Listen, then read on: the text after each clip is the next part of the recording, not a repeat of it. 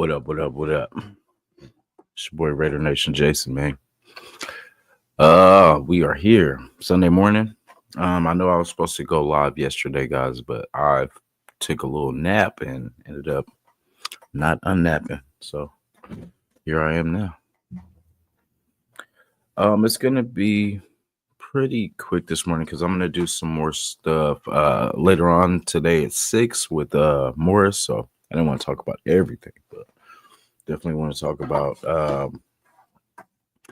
the recent transactions and recent moves we've had so far. So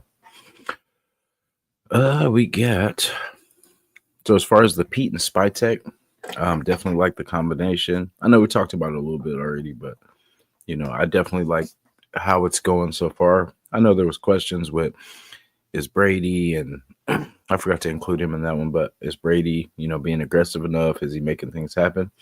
And from what we see, they're being very aggressive. There's a couple moves that, like I said, where we're going to get deeper on the later shows, but this is my favorite so far. This is how we knew it wasn't going to be a good year last year. Was the re-signing of Andre James, because I did not like it. Coming into the offseason last year, and then when we re-signed him going into the season last year, I did not like that. Now, cutting him, I would at least try him at guard or backup guard or something like that before just kind of wasting money and letting him go for nothing. But we did add the guard Kappa from the Bengals. So, it's been some mixed reviews, but I feel like any depth we can get in that guard position just to get this line, secured, we'll get into, more why. But because, the running game, we definitely need to get the running game going.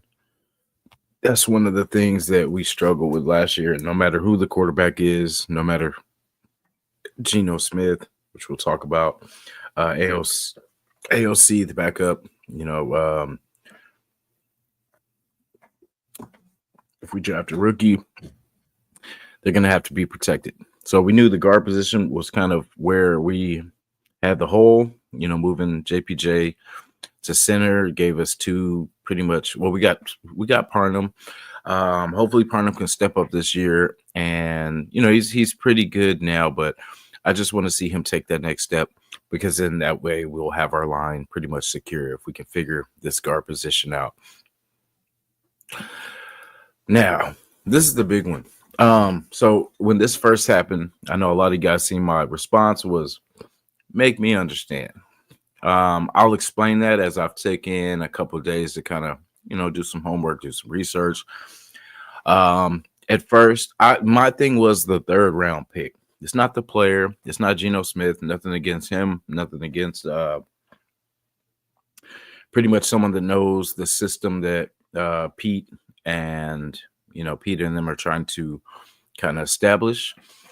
But my thing was for the damn third round pick, because when I first heard the move, they were saying that he wanted $40 million, and I'm like, okay, so we gave up, because I was thinking third round pick, that's the Devontae pick, or one of them, or if it was the other one or whatever.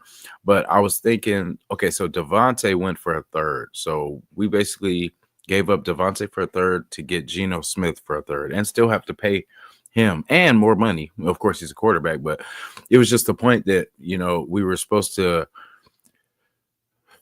capitalize off that pick, but I was looking towards the draft more. And so my thing was, like I said, not that it was Geno Smith, that nothing against him.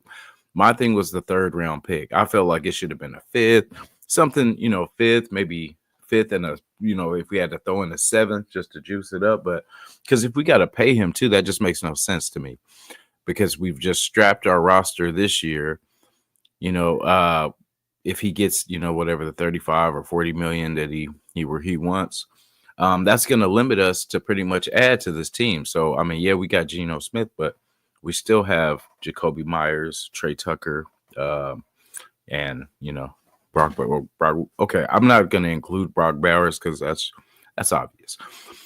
But my thing is, he needs weapons to throw to. He can make it happen because I've watched a lot more stuff on him. I haven't really watched a lot of stuff on Geno Smith to be honest. So I had to kind of take a day to study up. But he moves a lot more than I thought. I thought he was more pocket passer, but he is pretty, crafty in the pocket. So, like I said, it wasn't the player, it wasn't that. I'm glad we have a quarterback because then we can focus on everything else. But yeah, like I said, my thing was the third round pick because I just wanted us to be able to draft some weapons. There's some good, juicy like running backs and wide receivers in this draft. So I was hoping we could have doubled up. But then the third, us losing that third, because that was our double up. We had, 2 picks in the third round. So that was our chance to really do some damage. And if they wanted to give up some, give up the fourth after it's kind of the same thing, but at least we'll have those picks sooner than say, 1, 2, 3, 4. We would have had 1, 2, 3, 3. And if we had to skip 4, we could have at least got some better talent in the third doubling up rather than now, instead of getting those 2, it's just, 1 per round. And then that is if we pay him. And then that's even kind of worse if we don't pay him. If this is a rental for 1 year, we still need weapons. Like that's the thing. Like us gambling on some of these picks or these players, I feel like we paid the price to secure the player, and that's cool. You know what I mean? But I don't know. Like I said, we'll revisit this at the end of the year. I'm not gonna shade it too much. But like I said, it's not the player, it was just what we gave up. Because if we weren't paying him, then that would be different. Like say if we were just riding his contract out, then I get it. But to give up a third is a juicy pick for us, especially that's our second, third, and we'll always be linked to the DA pick now and to see if that was worth it. Because I get how I listen to a lot of content creators too that were kind of help me even out my thinking on how I feel about this, but it was basically an extra pick for us. So basically, if you look at it like that, I guess it's but I'm looking at what we I guess could have done with it because I feel like we could have got him for maybe a fourth too, fourth, fifth, something like that. Throwing in maybe next year's pick or next year's, later pick or something like that. But I just feel we need, because when I think of the draft, guys, this is why like I'm making such a, big deal out of it. When you draft in the NFL, your first 4, or at least 3 to 4, you aim for starters in the NFL. You know what I'm saying? Like, so basically we got a starter. So that's why I say I can kind of look at it like that. But we could have got some youth and we could have got, because the draft is where you want to build from. You want to have your staples and free agency, but at the same time, you want to have, you build your speed, your youth through the draft, running backs, wide receivers, tight ends, all this kind of stuff, DBs. And I feel like we should have been a little bit more aggressive on trying for that fourth and then letting us double up because we could have got 2 good running backs in that third. That's what I was looking at. Because then if by the third round, we would have been pretty cool. We could have, if you see my drafts, I get T-Mac, usually 6th pick. It kind of varies. It depends who's there because there's been like Jackson Dart there in the second. I know I take Burden if he's there because in that way we're good. We're set at wide receiver for some years to come. And then I usually get Henderson if I can in the third, but most of the time now he's gone in the second. So you gotta make a decision between Dart, Henderson. But if you do miss out on Henderson, in the third, sometimes the fourth, Judkins is there. So yeah, I just feel like we need to get some young legs out of this draft. So that's where, running back, I would definitely get Henderson, Judkins. The debate, like I said, I always go wide receiver, ex wide receiver in school and stuff like that. So we need weapons and we need playmakers. So like I said, I was able to get Burden and T-Mac in the draft. Couldn't pass that up. And then so I just made sure that in the next round we secured the running back. I think I got Judkins. And then got Later, a couple Dylan Sampson, I think from Tennessee. But yeah, we need, now we got the quarterback. We got someone to sling it. We got someone that can move around. Which is good. I'll give him, I'll talk a little bit more about that. Like, yeah, I really thought he was kind of more of a statue. But like I said, after watching, because I don't, to be honest, I don't watch too many Seattle games. But yeah, I remember him coming out of, I think it was West Virginia, and he went to, I think it was the Jets, and pretty much didn't kind of work out. And then he disappeared for a while. He was like a backup, all this stuff, and then all of a sudden he got hot over these last, I guess, couple years. And what I liked is the 30 wins in 3 seasons. I mean, I don't even think we got 10 wins in 3 seasons, but we barely have been making it happen. Yeah, and we do have, more than 10 wins in 3 seasons, but not by much. So yeah, the whole thing with that is we got the quarterback now. From what I've seen, he does move around in the pocket. They had a pretty similar, except we don't have a DK Metcalf type, which I like. That's why I always draft like a T Mac or Savion Williams, just a big target, make it easy for the quarterback. And we don't need many. It's not like I always get 2 because they were there, and it's like, hey, it can't hurt because we got Jacoby. Imagine having Jacoby, T Mac, Burden, and Brad Bowers.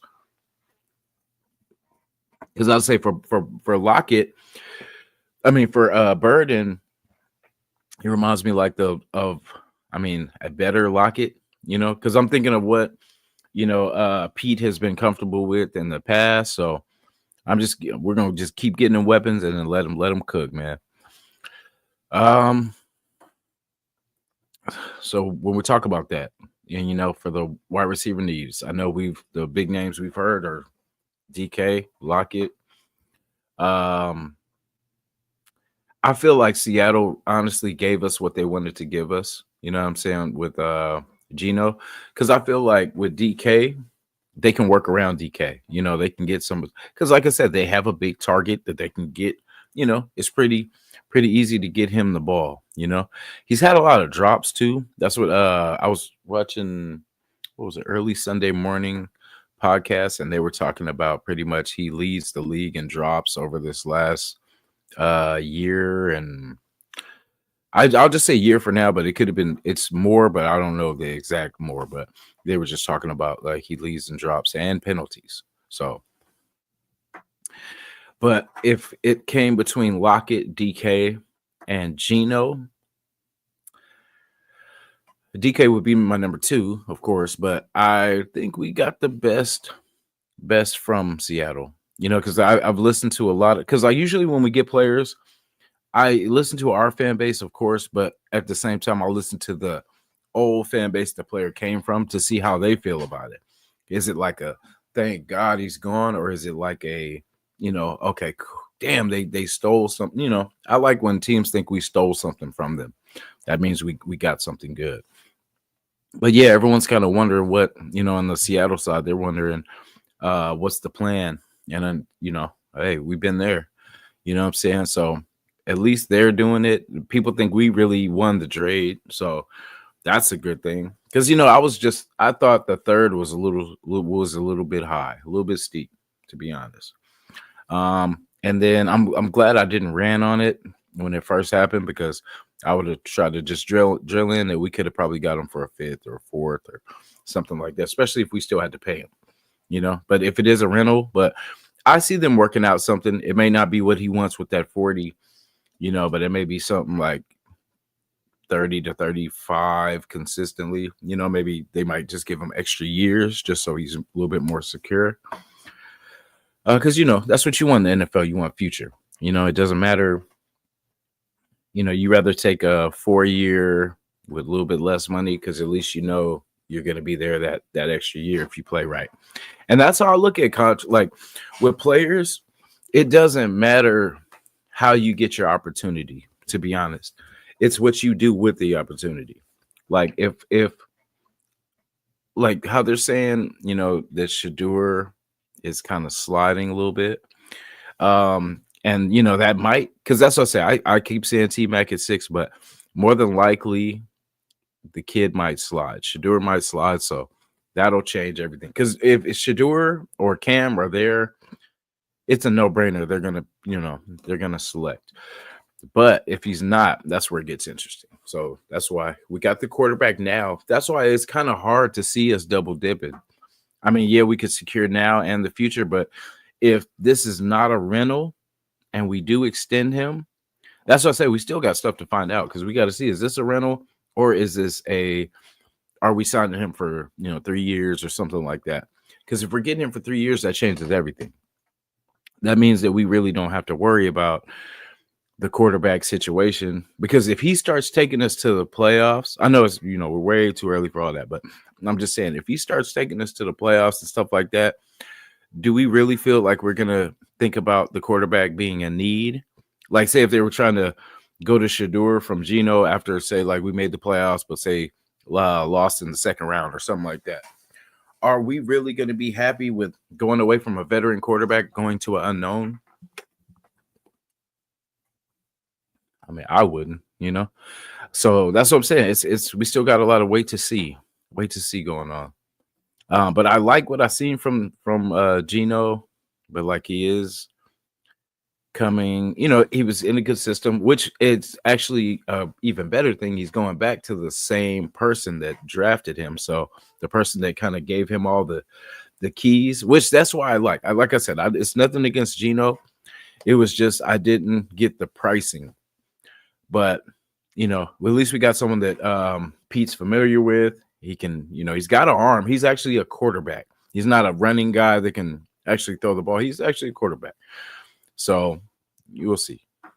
We'll see how it goes. And like I said, we'll revisit this at the end of the year and see how it worked out. Good morning to everybody too, man. Ray Love in the building. Yes, sir. Salute. Yeah, sorry I fell asleep last night, guys. I woke up a little bit later. Yeah, Ben's show was on. By the time I woke back up, Billy Davis, salute. Yeah, man. Been doing good. I'll share what happened to me on Friday. So I went to the Mary Jane, Mario, and Neo concert, and janky security. So I was, I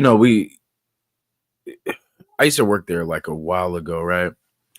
And the security is cool there, but like they get a little, because stuff happens. The only time I really had to take out everything, because I ended up losing my wallet, and it was at the security station. So they're checking me. I take everything out. I had to take chains off, all this kind of stuff, and then finally got everything, but they separated everything. So ended up leaving it there, but luckily they were able to find it, secure it, get it back to me. So that was a good thing. But it was Friday night was kind of it was, and then like talk about the concert. It was because I'm really not a people's person as far as like crowds and stuff like that. Like when we go to games and stuff like that, it's a little bit different, because we're all on the same, same link. But yeah, I went, it was a deal, and I went. It was cool. The only thing was it was damn near like karaoke, because by the time I got in there, Neo was performing. So Neo performs, good performance. It was like an hour though in between the next show.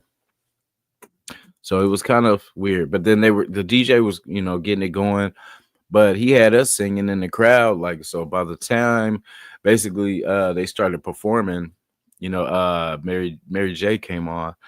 It was good performance by Mary J. Don't get me wrong. Like, definitely when she got on, it was cool, but it was just by the time she got on, we were kind of a little bit, irritated and stuff like that, because like the whole crowd was like, man, what the fuck is going on? They're like, start calling her name and all this kind of stuff. But it was cool. She, she still got it, man. Mary J was That was the first time I got to see her live. She's been around for years, but you know, um, definitely good performer. She came in rock too, like because we were on, I guess, the opposite side. Because it's this half, and there was a little stage down there, and then there was a stage on the other side. And usually everybody started on the other side, but she came rock with this half, and then after that, got in the cage, flew over to the other side. But yeah, it was cool, man.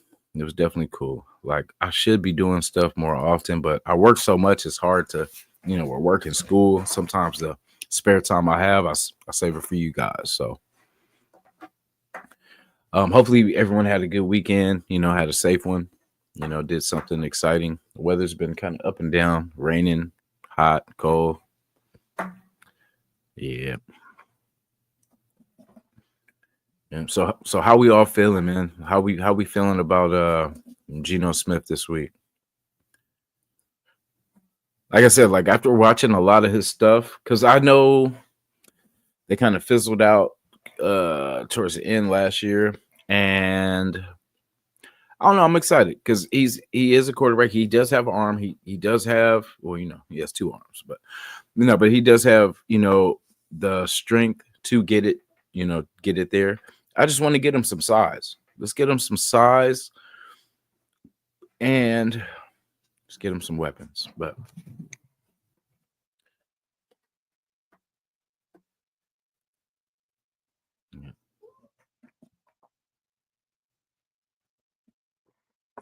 had to get a coffee this morning. It's hard to say, Billy. Like, I see us. If they're there, we have to. We have to take a pick, but then we got to get some weapons too. And like I said, I like T Mac. I heard Ben, shout to Raider Ben. He was talking about T Mac too. Like the more you watch him, like we don't have that element. We have Jacoby, we have Tucker. Tucker, maybe if possible, maybe we can turn Tucker into the Lockett piece. You know what I mean? Like we have, I don't know, with the quarterback position being secured now, it's all open. Everything's open now. Like I know a lot of people were kind of not. Well, if you listen to what we've talked about, like I think since the off season has ended, we have talked about. Yeah, we have talked about basically getting, the guard. We got the guard. I mean, it's not the best, but we got it cheap. But like I said, we're spending all this money. We brought back Max. We're bringing in Geno. Geno wants 35, 40. You know what I'm saying? I want 35, 42. But, I know they say that's what the quarterbacks go for. But, I mean, not everybody. So you're saying if I come to the league right now, I'm worth 35, 40 million? That's what you're saying. Because, they're saying that's the going rate. And then I'm like, but that don't mean I got to pay you. I have to pay you. You know what I'm saying? So that's how I look at it. But with Geno, at least we don't have to worry about quarterback for right now. And I don't think it's hard to say. It really is hard to say. Like, because I think they're doing the wait and see too, to see if they're there, to see if these guys slide. If Shedeur and Cam can slide. I hope it's more Cam, but either way, we get one of the top two quarterbacks if possible. And I think if not, then that's where we just work around Geno Smith. We just build for him. But I think we're not going to know until that first day of the draft. Quarterback so basically how it looks now is Geno Smith, Aiden O'Connell, Bradley, I guess, or whatever. But part of me feels like if we have Geno, if we're going to re-sign him, then that would make no sense. I know Aaron Rodgers set for a couple years too, but I don't think that would make sense for us to invest because basically that's 2 draft picks, our first and third, on 2 players when we still have a lot of needs. So to be honest, I'm pretty consistent. Like unless that, possible franchise quarterback is there, I'm going T-Mac. I'm just getting, and if T-Mac's gone, then it really depends because somebody's going to be there. That's what I say. We're going to get a good player regardless. We're going to either get a top 2 quarterback. We're going to get a top 2 wide receiver, top 2 edge. Whatever's there that can help us. But I just look at when you look at the depth of like a lot of our things like wide receiver. Oh, okay, let's take it back. Running back. Now it looks crowded. Looks like we got hella running backs, but we don't. We it took our 6th or 7th string running back to come in and kind of hold us down towards the end of the season. But running back, we could definitely draft some younger guys and get rid of some of these guys that are kind of just on the roster. Wide receiver, you got Jacoby, Trey Tucker, and then we start fading. So that's what I'm going to get us competitive. That's my thing. I'm going to get us competitive. My first priorities now that we got our quarterback, we got the guard situation. So the line is pretty much set. We could just get, some depth for Colton Miller just in case he doesn't, rebound this year. But as far as that, now it's time to retool, get weapons.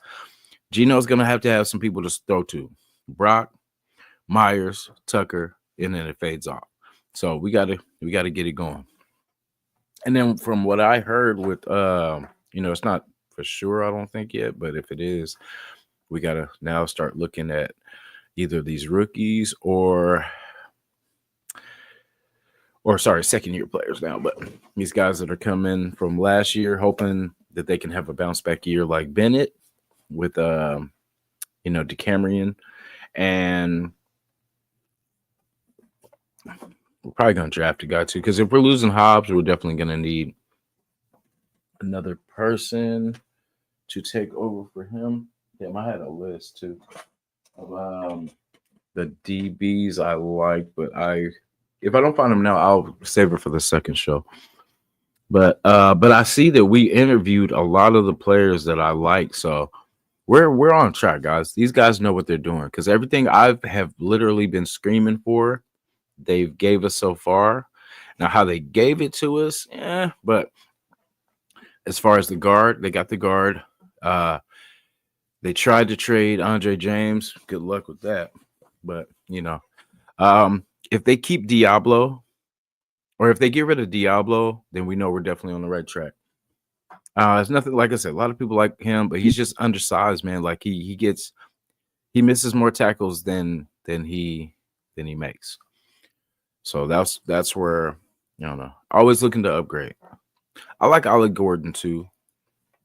I think worst case that'll be our second back if, say, we get a Judkins or Henderson. That's why I'm so upset about that damn third round pick, because we could have doubled up with Judkins and Henderson with that back to back.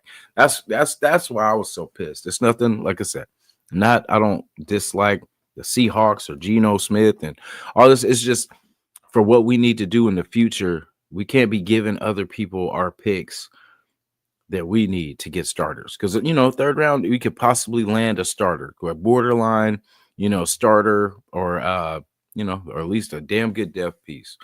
And like I said, there we could have got 2 good, decent running backs. But we are where we are. So, like I said, I'm lucky I didn't spew out the negativity coming on. But it wasn't really negativity. It was just kind of business decisions. Like, I'm not gonna. Maybe I am frugal, and I'm gonna try to get it for the low. But I've always been like that. Like, if you've hustled, if you worked and stuff like that, I mean, you don't want to pay top dollar if you don't have to. You know what I'm saying? Like, if you have to, then you gotta do what you gotta do. But if you can finesse it, finesse. Yeah, and then that's the very reason, because I feel like because think about it, like if we do extend Geno, that's 40 million plus Max's, you know what I'm saying, plus Wilkins, and that's only 3 people. You know what I'm saying? That eats up a lot of our cap right there. But you gotta spend money to keep good players. That's the thing. So it's never gonna be, you're never gonna have a good team with being cheap and frugal. unless you're the Patriots, but because they did it kind of the best. They made sure they secured the important positions and then just put fillers kind of fillers in just to make it work. And if you have the right key pieces, like they had the best quarterback option they could possibly have had with Tom Brady, of course. So that's why I'm we'll bring up Tom Brady too, because I'm confident in Tom as a competitor that he's not gonna let too much losing happen for us.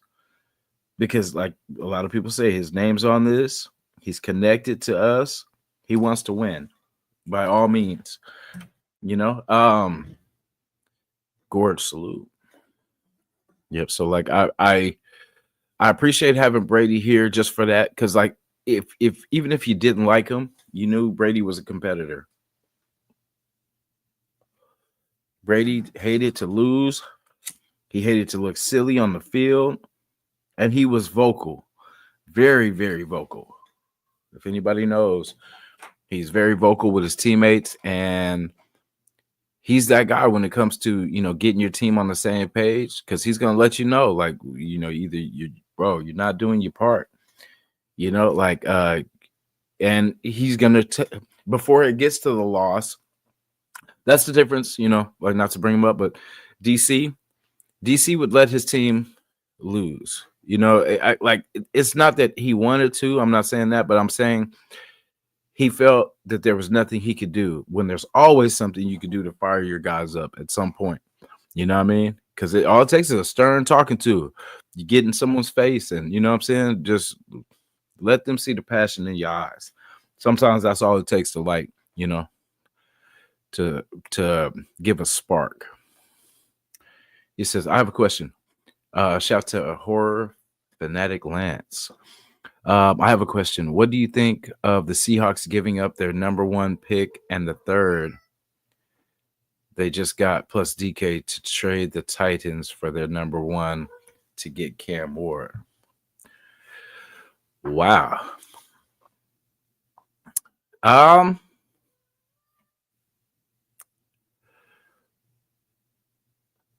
See, and that's a reason we were just talking about that, Lance, that we didn't want to make another franchise or put a franchise in a position to better their team and then not do it for ourselves.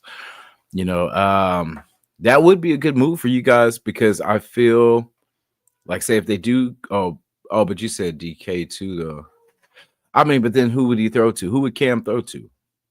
That's how I would look at it, because that's the thing. Like, you don't want to cripple your franchise, because it's like landing that big move. Okay, cool. You got him on that rookie contract, but then you're giving up so much that you can't refill your team back through the draft because you gave up picks and you're paying, So with him, at least you don't have to pay, but giving up DK, giving up a 1st and a 3rd, because that's what I was upset about, giving up that 3rd, because I mean, for DK,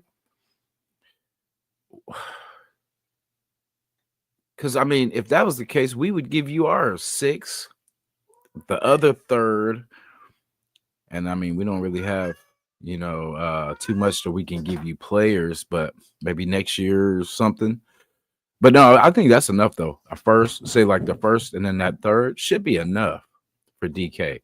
So if we traded you guys for DK, then you guys could do your thing. But that's the thing, we can't afford to get, we can't afford it. Like you guys, I don't know what you guys' cap situation is, but okay, for sure. Yeah, I was gonna say, that would be nuts, but I think that's what we need to do. Like, I want us to, if we're gonna make a move, make the move. And I like, if we're gonna trade the picks, at least you're getting the people for cheap, so that way you can build a rep. See, that's the thing. Like, yeah, you can get the quarterback, but who's he throwing to? You know what I mean? Like, you got to get the weapons. Who's protecting them? And if you're getting all these $5 million deals just to put players around, it's not gonna. It's gonna take some time to build. So I don't know. I think for them it would be good, but at the same time, you would cripple yourself due to not having your main weapons, and then you're gonna have to find these weapons again.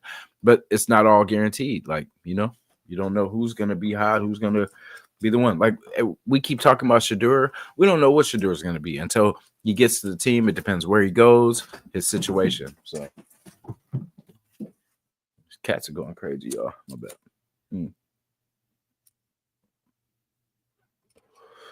Good morning to everybody. And Lance, thank you for your question too. And I hope I answered it somewhat, but to answer it, fully.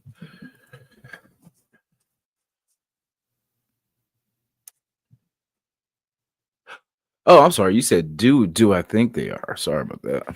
Yeah, I think it's possible because I think at the very least they'll get Milrow.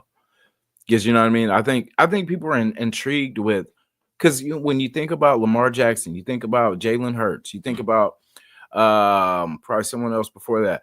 But you think about these players, these all were questionable players when they were coming out of college.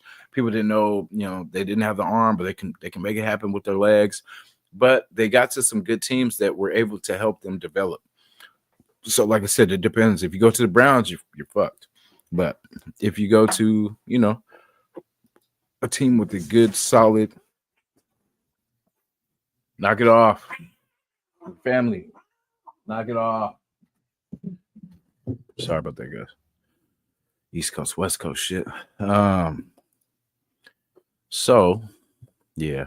Let me see. You said, I'm so glad we got Geno. I believe he will be even better with Chip Kelly. Yeah, something tells me like I'm more confident in this pick now because it took me a couple days. I'm glad I didn't really. I said a little bit. I was like, make me understand for a third round pick, and we still got to pay him. Make me understand. But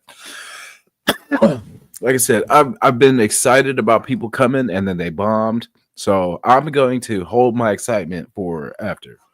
We'll see. We'll revisit week 4 after week 4 and see where we are. But yeah, it's too much. I feel like DK should have been the move, kind of over Geno. I mean, I like the Geno pick a little bit more. I bet. Knock it off. Knock it off. Yeah, so like I like the Geno pick more often now. Not so more often, but yeah, I like it now. But DK, I think would have been a good move too. But like I said, he leads to want that much money. You got to catch the ball. So you got them in your drops and you got penalties you're costing. And you know how we are. We can't afford no penalties. So I feel there's better options. Like I said, let's do it through the damn draft. It's easier for wide receivers to come out of the draft and instantly produce. Because you know what I'm saying? Like we've seen it. Jameis Williams, even though he likes to bet in his off time, but there's been like a lot of players can get plugged in as wide receivers. So you can do that for cheap. Get them while they're cheap. We had the chance at what's his name, Justin Jefferson, and we went Ruggs, and we know how that went. But you see how Ruggs was starting to get it. He was starting to plug in. So between the wide receivers, Golden, well, I'll say T-Mac, Burden, Golden. If we can land one of those, I'll be extremely happy. Let's get some guys because I mean the T Higgins and all that kind of stuff. I didn't see that happening anyway because it's too expensive, And then like I said, we're putting all our money in 5 players, so we're gonna have to spread that money in, still pay our rookies. So we may have one big move left in us, but then after that, it gets frugal. So I hope so. Because I look at it like the Minshew thing. I'm not saying that I think I may have said it at some point, but because I was thinking, I'm like, this is kind of like Minshew-ish, but Minshew had a good, because this is the thing. Well, I talked about this. I don't think I talked about it on here, though. So Darnold, everybody was kind of behind Darnold and all this kind of stuff. I really wasn't a fan because I'm like, okay, Darnold came into the league, was pretty much lightweight bust, and then had one good season, and all of a sudden everybody's trying to pay him 40 million. You know what I'm saying? But at least with Geno, he's had 3 decent years. You know what I'm saying? Like I said, 30 wins and 3 seasons. We wish for something like that. So, but I just say, like, most of the time when people come to the Raiders, but like I said, we'll revisit this week 4 and see where we are from there. But I hope he does. And with the coaching staff, he should be good. Like, that connection should be there. The only thing I worry about is who's he throwing to. When Brock's doubled, when Jacoby's doubled, who's stepping up? Who do you guys have faith in at wide receiver that's going to actually take it to the next level this year? Or who should we bring in as wide receiver?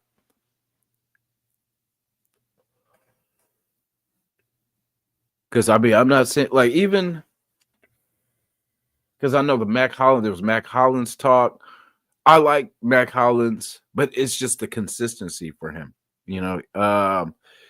When he's there, but then when he fades away, But if you add enough, though, if you add 2 or 3 cheapish wide receivers, they don't have to be like superstars, but just that or can catch the ball and he can create separation.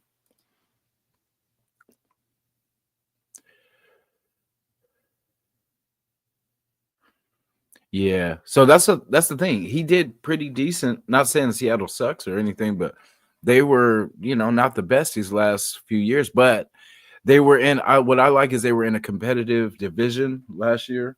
Because that may have been why Geno had kind of a rough year too, because everybody competed last year. Everybody was pretty much a playoff team damn near for at some point, and then just kind of faded off kind of towards the end. But the Rams were in it, even the Cardinals were in it at some point. So, they had a competitive division. So he's going to definitely have to do that here. Now, that's what I say. When we look at him, do we see him as better than Bo Nix so far? And Bo Nix is short stint. I would probably say, yeah. Herbert, that's a close one. But I just always look at that, like, how does that put us in the division? Because Darnold, like I said, I can't be hyped off just one good season. Because we've seen that with Minshew. Minshew had a good season too. And then, we see where that got us. But they said Smith threw 15 interceptions last year, though. So that's one thing that definitely worries me too. But that's all about. See, that's why I don't like the shorter receivers, because that's the ones you see the tip drill interceptions. That's why we need some good size. We need some good targets for our quarterback, and he can get it to him. So you see, he had DK, a kind of bigger, larger wide receiver, that worked out for him. They had the speed guy with Lockett. We have that in Trey Tucker. We have some pieces that we can, if used right. And then see, that's the thing. I don't think Pierce knew how to use these guys right, because he didn't have the vision for the offense. And I think what's his name that we got rid of? He didn't have it either. His was too vanilla. It was way, way, way too vanilla. He said Geno got worse this year, also likely because they had a new offensive coordinator. Yeah, I'm not sure. Like I said, I didn't watch a lot of, but I just know they were competitive. Like, and the Niners had an off season, so it was kind of hard to tell. But they competed and hung in there with some good teams. And like I said, his line was not the best, and he was kind of but he, at least with him, what I've seen is he can move around in the pocket, and he knows how to. And it's weird though, because it's like he almost gravitates towards that with ease if you look at it, because just how he moves, it's like his instincts are pretty good. Yeah, that's what I was saying, like a little bit earlier. Like, that's how you kind of know, like when we get players, I kind of, especially off other teams, like unless they're like superstars and you already know about them, you kind of feel the feel of the franchise and see how they are. Yeah, they're kind of pissed. They're kind of confused of like what the hell they're doing. But that trade you talked about could be the move, because it could be time to start over. Because that was Pete Carroll's guy. That was Geno was Pete Carroll's guy. So it was kind of easy for them to a third for sure. I would have gave a fourth or a fifth. I would have gave a fifth, really. But, it is what it is. We got him. And a lot of people say we won the draft. I mean, we won this trade. So, hey, we've been winning some trades lately. We won the DA to the Jets trade. And then, I mean, basically, we got a quarterback for that pick. So when you think about it, like I'm gonna just be, from everything I've already said and however I felt when this happened, because they talked about that. Basically, we gave I think it was RJ Clifford and then, but they said basically we gave up an extra pick and landed our quarterback. So and but that's the thing. I can't completely say that until I see what we do. Like what if Geno plays for us and we decide that's a little steep, man. 40, what I'm saying, 40 mils a little, but say if he does decide just to play 1 year and then go somewhere else, that would be crazy because that would change the whole dynamic of what we did and we would look crazy and all this stuff. But if say we did this and we keep him for like 3 years, 4 years, something like that, or say just for the rest of Pete's tenure, or whatever we do. But say we keep, and we keep him longer, then it makes more sense. But if we gave up a third for or pretty much a rental, that'd be crazy. So, like I said, if this is how if we sign him, secure him. Because if you traded for him, you believed in him. So you got to go all the way. That's the thing. If you traded them, especially a third. So, like I said, I'm making them stick to it. You traded our third away, possibly for a rental, but possibly for a secure quarterback for the next 3, possibly more years. So we'll just leave it at that because we won't know until we see that. But if you see something in the next, Raiders and Geno Smith come to a deal on a, extension or whatever, then we know, okay.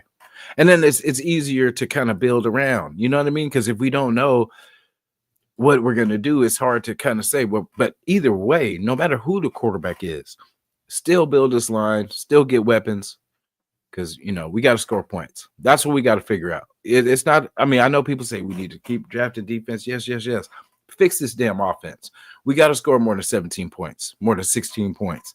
That's got to be fixed first because we can stop everybody. Yeah, that's cool. We're having 3-9, 7-3 final scores, but we're the 3. We got to score points.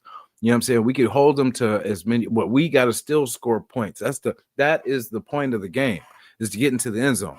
It's not to, yes, it's to stop them too, but 0-0 won't get a win. Never.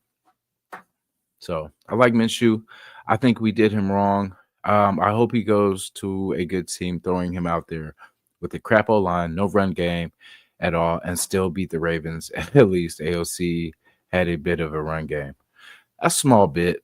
I mean, it was unfair. Like, that's one thing I've always said, that it was unfair for us to put Minshew in that position. Coming from a new team, he should have sat until, like, say if AOC the first 4 games had to win like 1-3 or something like that, then it would have been like, okay, he should be ready by now. Then Minshew would have probably been a better player. But, you're asking him to go. He doesn't know these guys. He just got with them. We're expecting him just to see that. That's the thing. How we do in preseason, we need to stop that shit. We need to definitely play our guys. Who the hell are we that we think we can sit out of preseason games? It's football. You know what I'm saying? You're going to be, well, Ray Lewis used to always say, you're going to have to play at some point, play football. You can't run from it. You have to play football. Minshew would have been, but see, that's the thing. We never know. And that's why the whole process just did not make sense.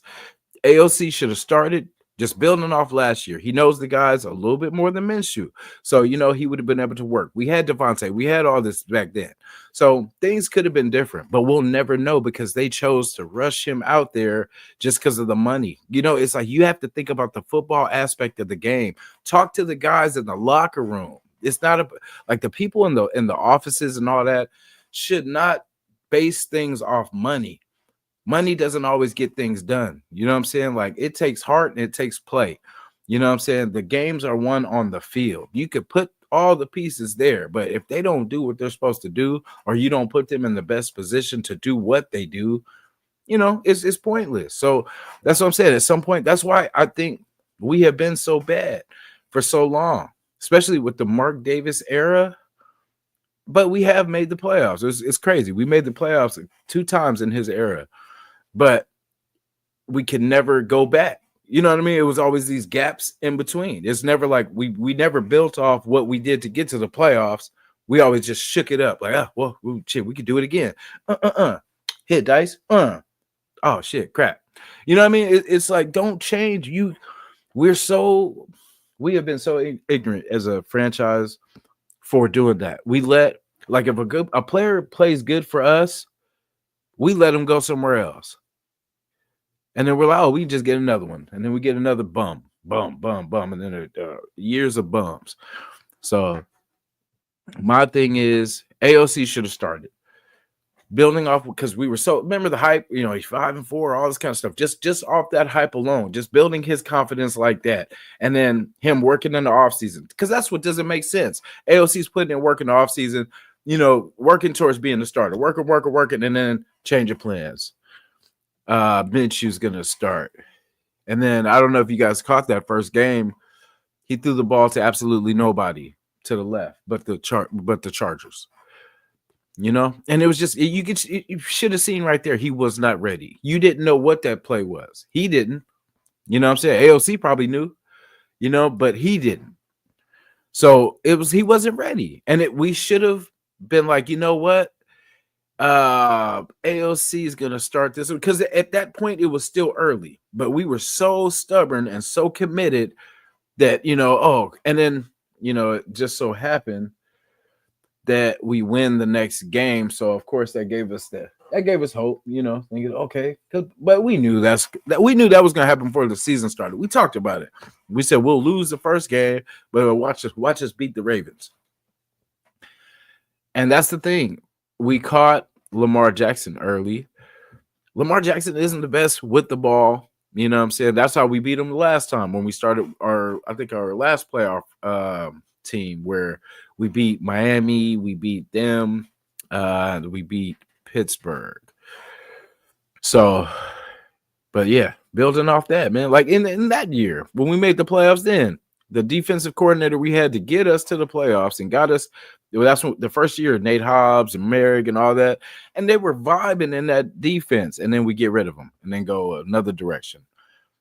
So it's crazy, man. But we got to be consistent, because that's what I'm saying. We got him for a rental. We enter the offseason next year with the same problems. And then we gave up a third, and could have used that. See, that's what I'm saying. We could have used that third for another player for our future. You know what I'm saying? Like, that's what, now we're giving them tools to go trade up for their future. That makes no sense, man. Like, I'm not going to let nobody come up off me. You know what I'm saying? Like, you're not going to come up off me. We can come up together. You know what I'm saying? Like, but you can't, I'm not going to be the one that you're going to capitalize on. You know what I'm saying? Because we work too hard. You know what I'm saying? Like, this shit means too much to us.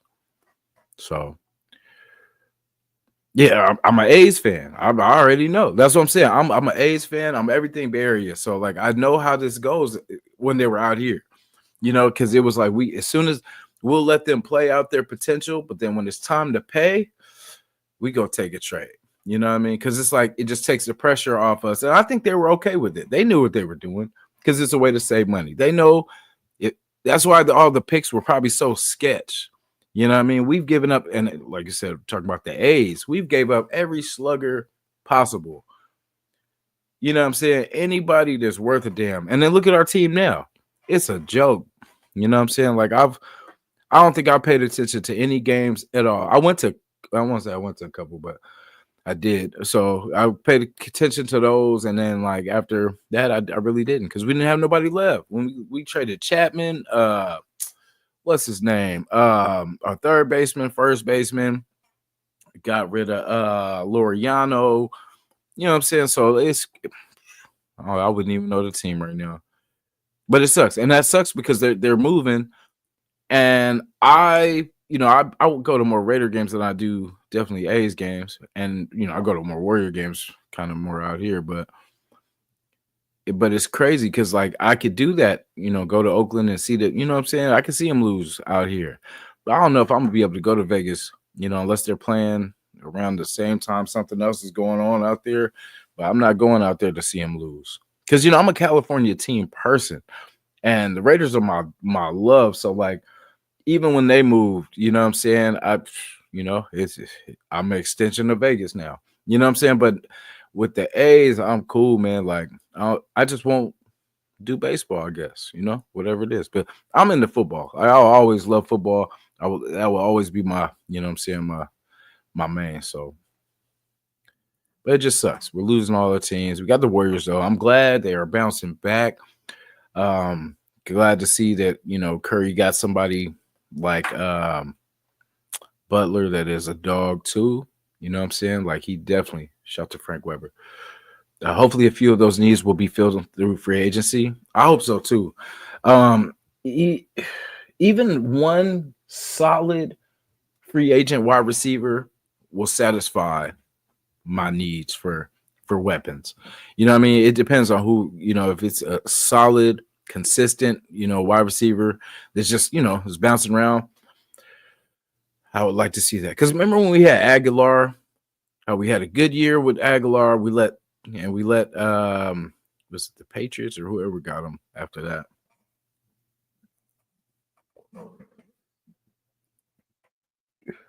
We could have put some stuff together. Yes, sir. Yeah.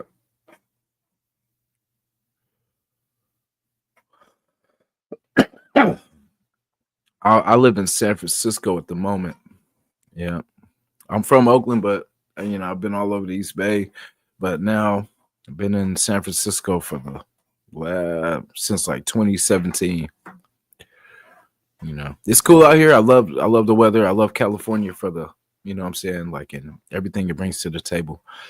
The weather, it never gets too hot, too cold, unless you're in Bakersfield, California, and then it gets real hot. But and it's never too bad though, and it's only for only for a little bit.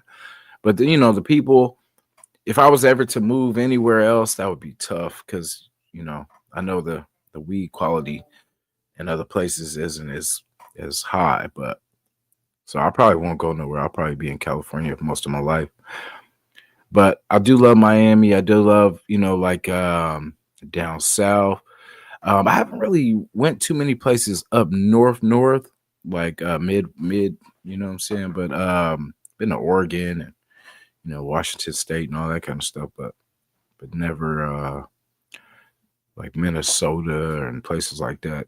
But yeah, I miss Oakland, man. Like that's I grew up, my first game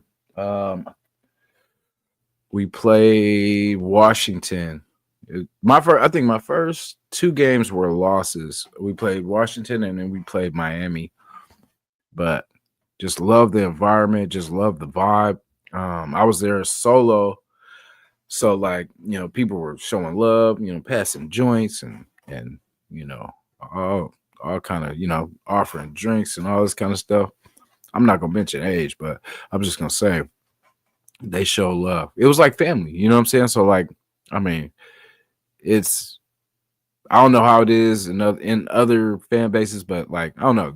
I got so much love that I've been home ever since. So yeah, Oakland's arena. Like when I was at the concert, like it was getting kind of a little crazy because, like I said, it was like hour and some change before the next performance. So there were some Oakland people there too. So we were at the Chase Center, and you could just feel the vibe was kind of similar to that was the closest I've ever felt that the Oakland vibe in Chase Center.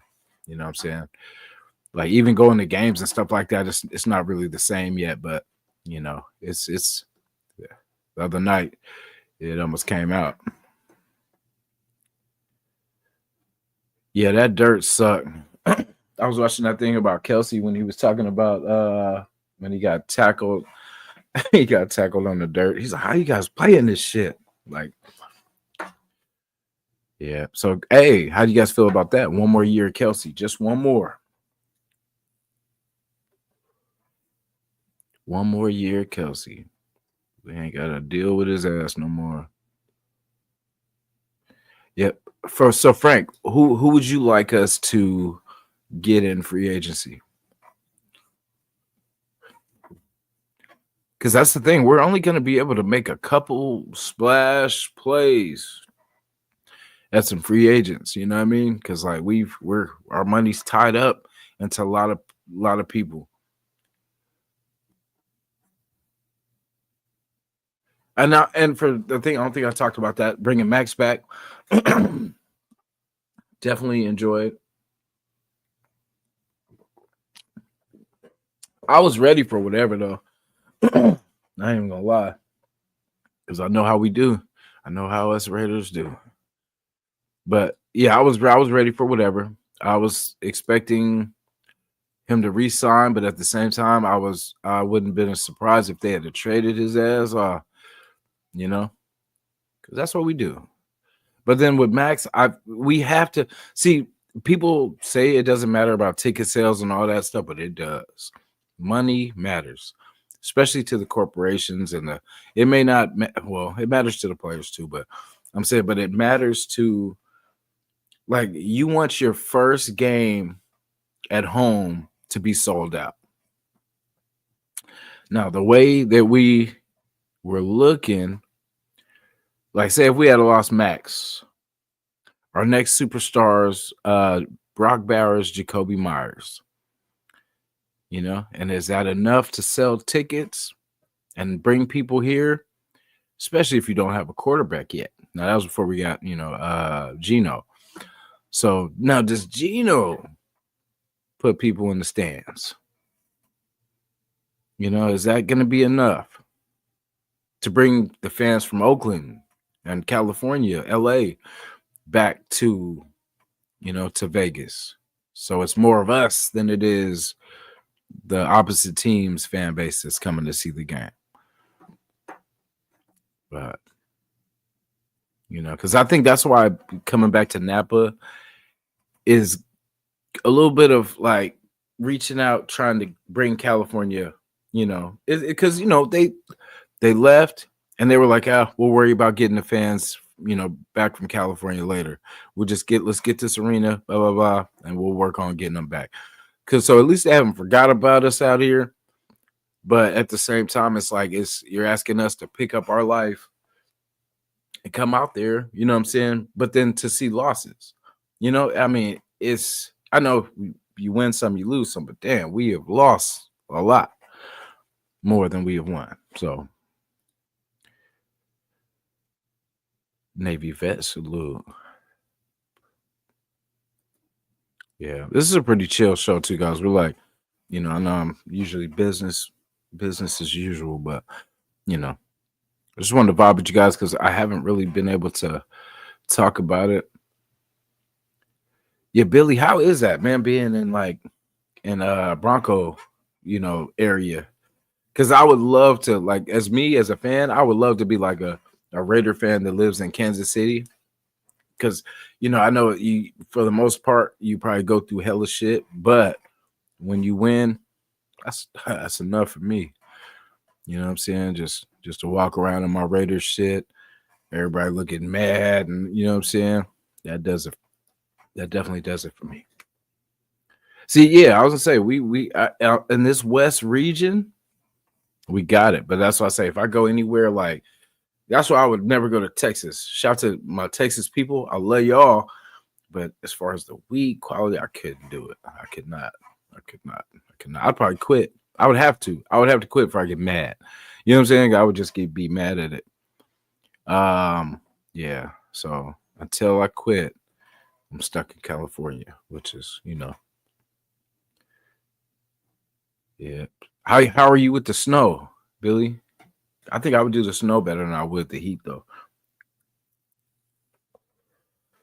Yeah, I could definitely. Like, I don't like the hot weather. I'm a sweater. I'm a sweater for sure.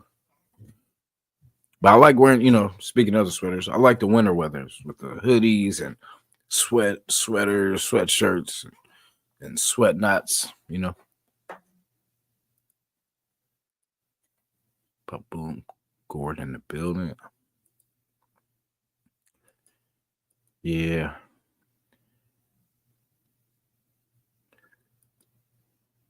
Yeah, I dislike all of our division so much. There's just so many years. I just remember different eras of like say the Terrell Davis, Elway, Rod Smith, that era of donkey football. The Chargers, the LT and Rivers, even Breeze too. I didn't like Breeze either then. But yeah, those eras of like Vincent, wasn't it Vincent Jackson, Malcolm Floyd. I think that was Rivers. And then there's somebody else. Sproles. All that era of Charger football. Can't stand LT. He doesn't like us either, but I couldn't stand LT. But I respect LT.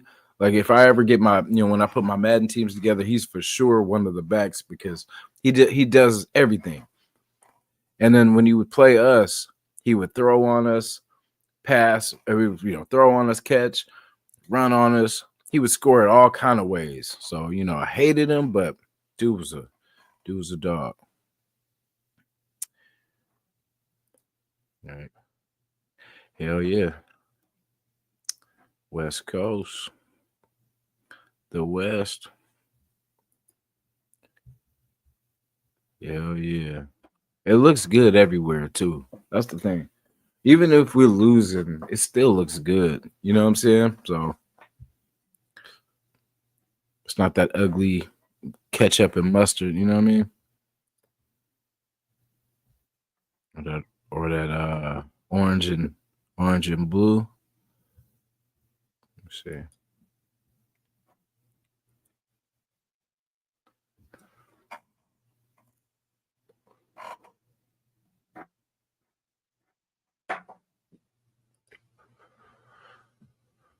That's a good actually I was calling for this when they were going to trade him I think this season. Cuz I was like, man, imagine that him and Max and Wilkins. Oh my god. You can't double everybody. You know what I'm saying? Like that would just be dominant. I would still I'll still do it to be honest.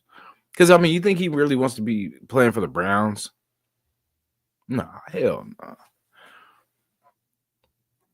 Even imagine if you were in NFL, you know what I'm saying? Especially if you're competitive. You know what I mean? It depends on you. If you just want the money, then cool. Hey, get his check. But like for me, I want to compete. I want to win because anything I do, no matter if I'm good at it, when I get there, I'm gonna learn to be good at it. You know what I'm saying? Oh yeah, for sure, for sure. Let me send this. I got you, brother. Yeah, like even if I'm not good at it, like say like when I entered my position that I'm in right now, like I'm a lead care manager. But before that, I was a community health worker, which you pretty much meet with the clients, gather information, see if they have any ailments, anything like that, and then you report it to the lead. So, the lead that I had, actually two leads, one quit and then one was sick. So I was doing everything anyway for both caseloads. So, of course, I didn't have the training, all that kind of stuff, but I had to do the stuff. So I learned through experience. So it's basically the same thing. Like you definitely have to learn to, it's on you to be successful at what you do. You know what I'm saying? Like if you want to do something, you are going to learn it, especially if you want to stick around with it. You know what I mean? And it's sink or swim. Like you could choose to be like, well, I don't know how to do that. Man, there's so many Googles and different oops, 1 second, different avenues to learn how to do stuff like YouTube, Google. You know what I'm saying? So there's no excuse. Like if you want to do something, you're gonna do it. And that's how it's got to be. Whoever steps in has to be of that mindset. It's not about what you're paying me. Say if you do take a cheap contract or whatever, like a prove it deal, and I'm just sending a link. My bad. That's from my concentration. There we go. Oops.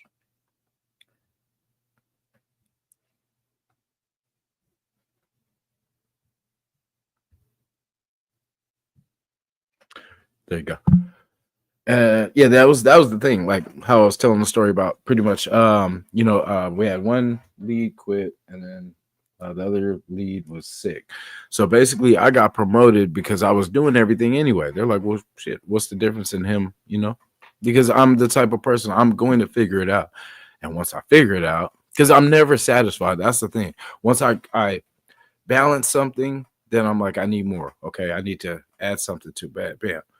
I don't know. This is me. Let me see. But we will have a special guest, guys. We will.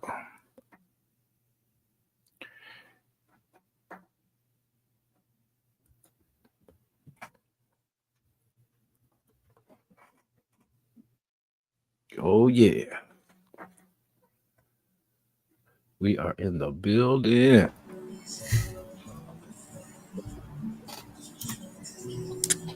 What's going on, Doug? Can you hear me right? Yes, I can. Loud and clear. Yeah, how we feeling?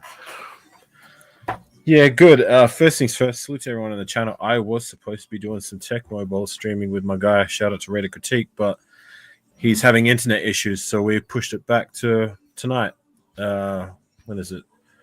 8:30 Central, 9:30 p.m. Eastern, and that would make it 6:30 p.m. Pacific, if my math is correct. But anyways, enough of myself plugging. Good to see you, Jason. Good to see you too, brother.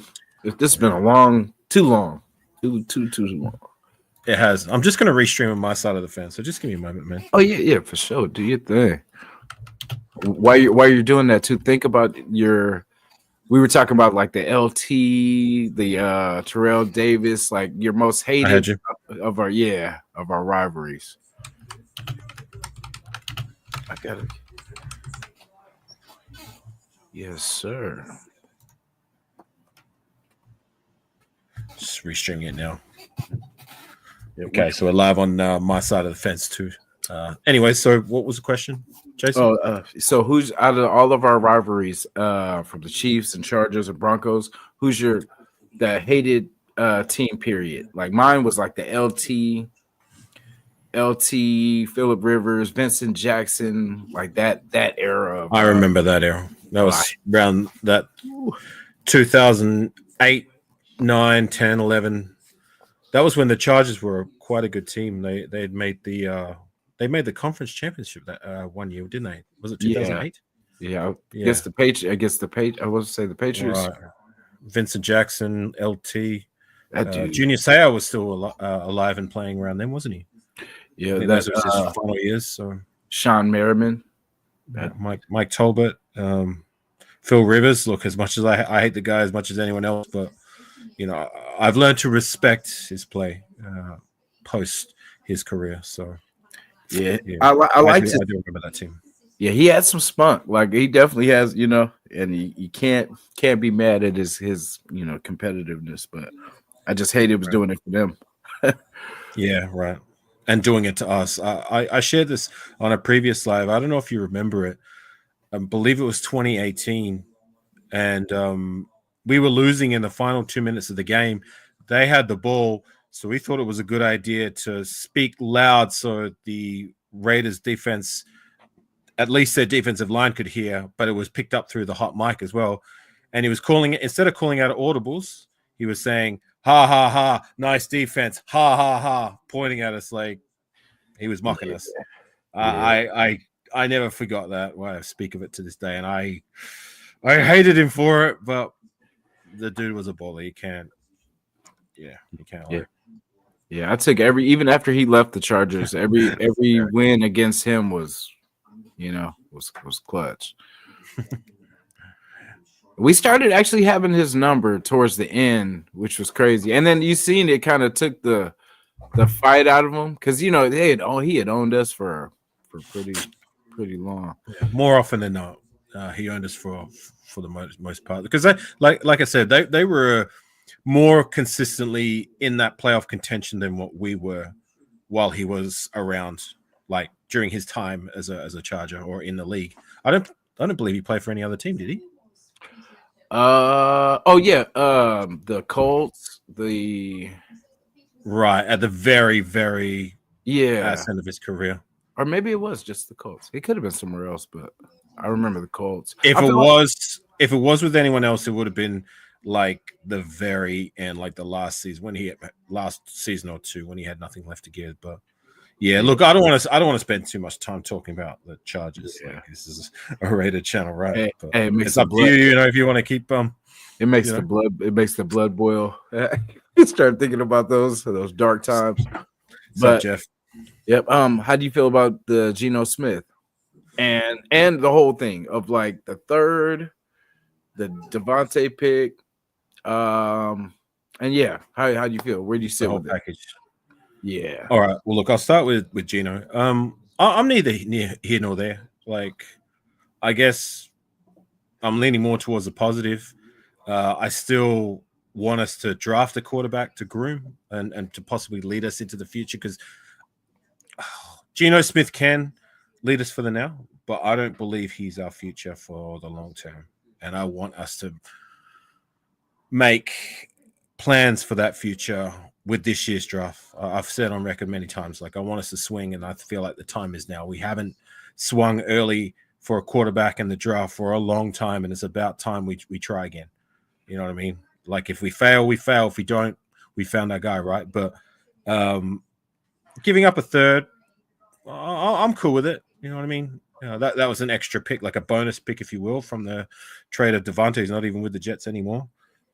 But I shared this with Jeff, and I find it funny because the other day on Jeff's channel, this was just before the signing, I was asked how did I feel about Aaron Rodgers possibly signing, and I said, well, look, this is just another day in the rumorville. Like every day throughout this whole offseason process, it's been insert quarterback name, free agent is linked to the Raiders or possibly imminent signing or whatever it is.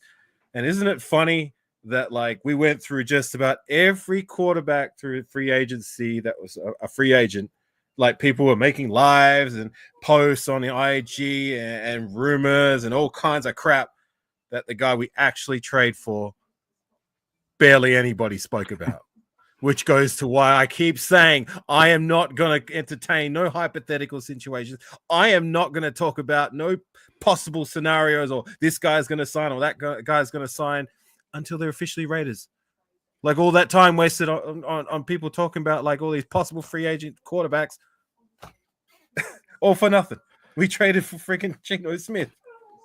yeah. I'm glad you said that too because it when it happened, I was like, damn, the person they weren't talking about. Everyone would say, "Oh, we're linked to this person. We're linked to this person." Every day it was somebody different. Everybody, Every damn day. so you kind of become numb to it after a while. You're just like, okay, yeah, we're doing this. Oh, Tom Brady's coming back. Blah, blah. All this, all the silly.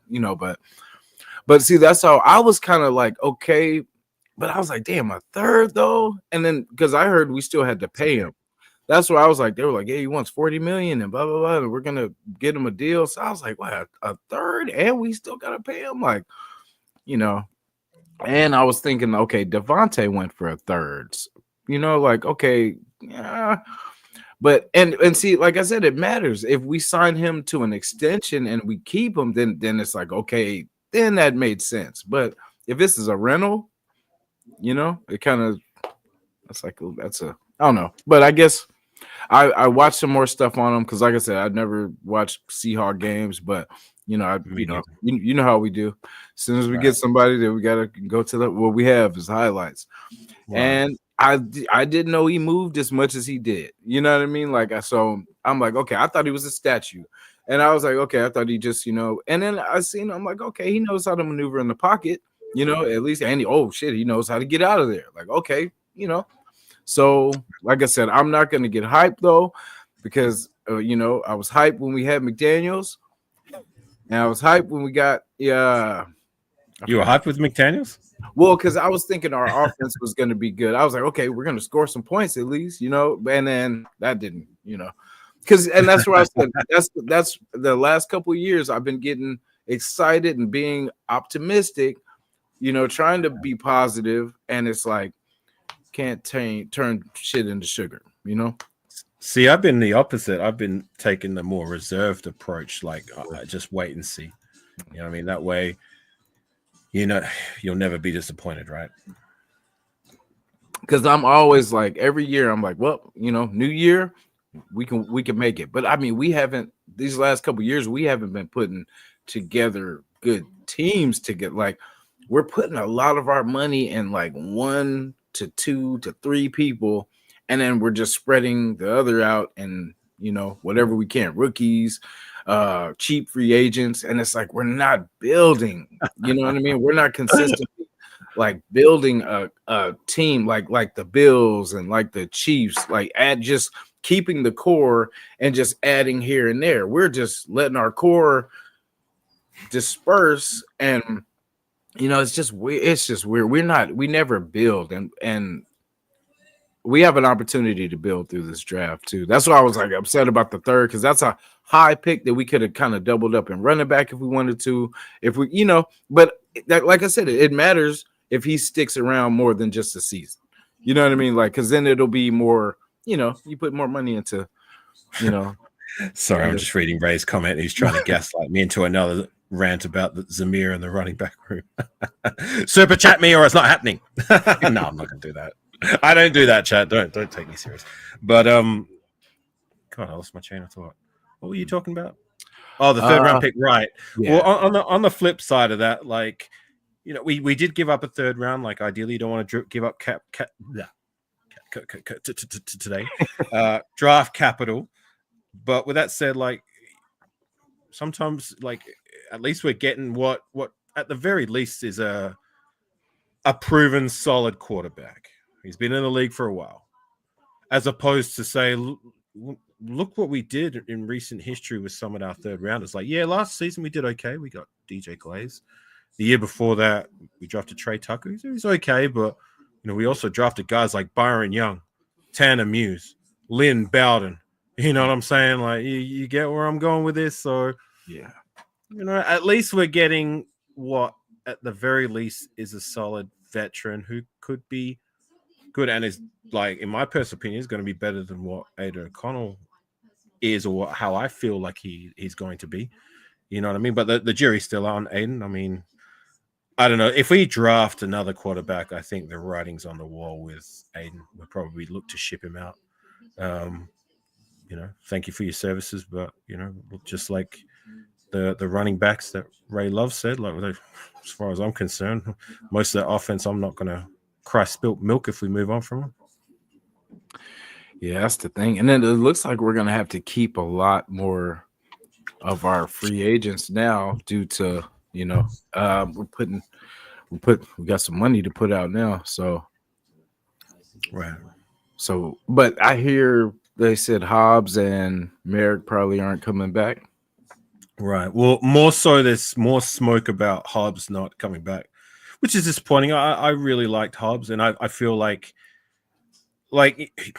yeah, the PFF grades with his coverage aren't great, but I feel for how we used him, and especially our nickelback woes for the longest time, I feel like he's been the best nickelback that we've had. And I'm not talking about Nickelback, that stupid singer or whatever. I'm talking about like the position, and you know what I mean. But I appreciate Nate Hobbs for what he did. Like, he plays the nickel. I feel excellently, being that like it's more of a hybrid role for Patrick Graham's scheme of being a linebacker who's tasked to feature and run sports, and he did that quite well for the most part, as well as his coverage skills. You know what I'm saying? And I think, like, to me, he's been the best that we've had for a long time. Like, I'm talking like a decade and a half. Like, name one nickel that's been even decent other than Nate Hobbs in that time frame. Like maybe TJ Carey, but that's it. Like the list is very, very short. So I will miss his services if he goes, much like I did a Meeks. So we got to gear up and find ourselves more depth there. And the same with Trayvon Morig. I appreciate Trayvon Morig. I think every season he's been here, he's gotten progressively better. Like there was a period where he took a dip after like the last third of his rookie year and his second year were big disappointments. But then come year 3 and then onwards from there, like he was getting more confident and comfortable in the system as well as like within the NFL as a whole. And his play's been pleasant for the most part, and I would like to see him being retained and seeing more of him and Polamalu as that duo. I don't really see us needing to re-sign Marcus Epps. Thank you for your services, but I'd be good with those two being retained. At least we've kept Polamalu, but I would like to see Morag stay in the door. But if he goes, so be it. That's just another position we're going to have to address, hopefully in free agency. But if we can't find a safety suitable enough to replace Morag, then I guess we're going to have to look in the draft again, right? Yeah. I think Palomaro was that safety blanket too, just in case we do lose him. We got him as the experience. He's the next in line as for his experience. So thank you, Raider. But I guess like it's scary thinking Polamalu, if we don't address that in free agency, is the veteran presence. Like, look at all the other guys we have there. Christopher Smith, the third, who's done nada. Trey Taylor, who's done nada. And Polamalu. Like, we're going to need to bring some veteran presence in, and preferably not some depth guy who's over the hill. Like, we're going to need a bona fide starter alongside Polamalu. Because I like Polamalu. I think he did excellently last year, but can we really lean on him to be that veteran presence in the safety room? I don't know, man. Yeah.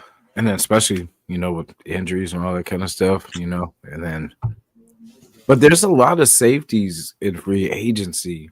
Because remember when Buffalo cut like half their safety room. Okay. But so if Shedeur is there at 6, you take?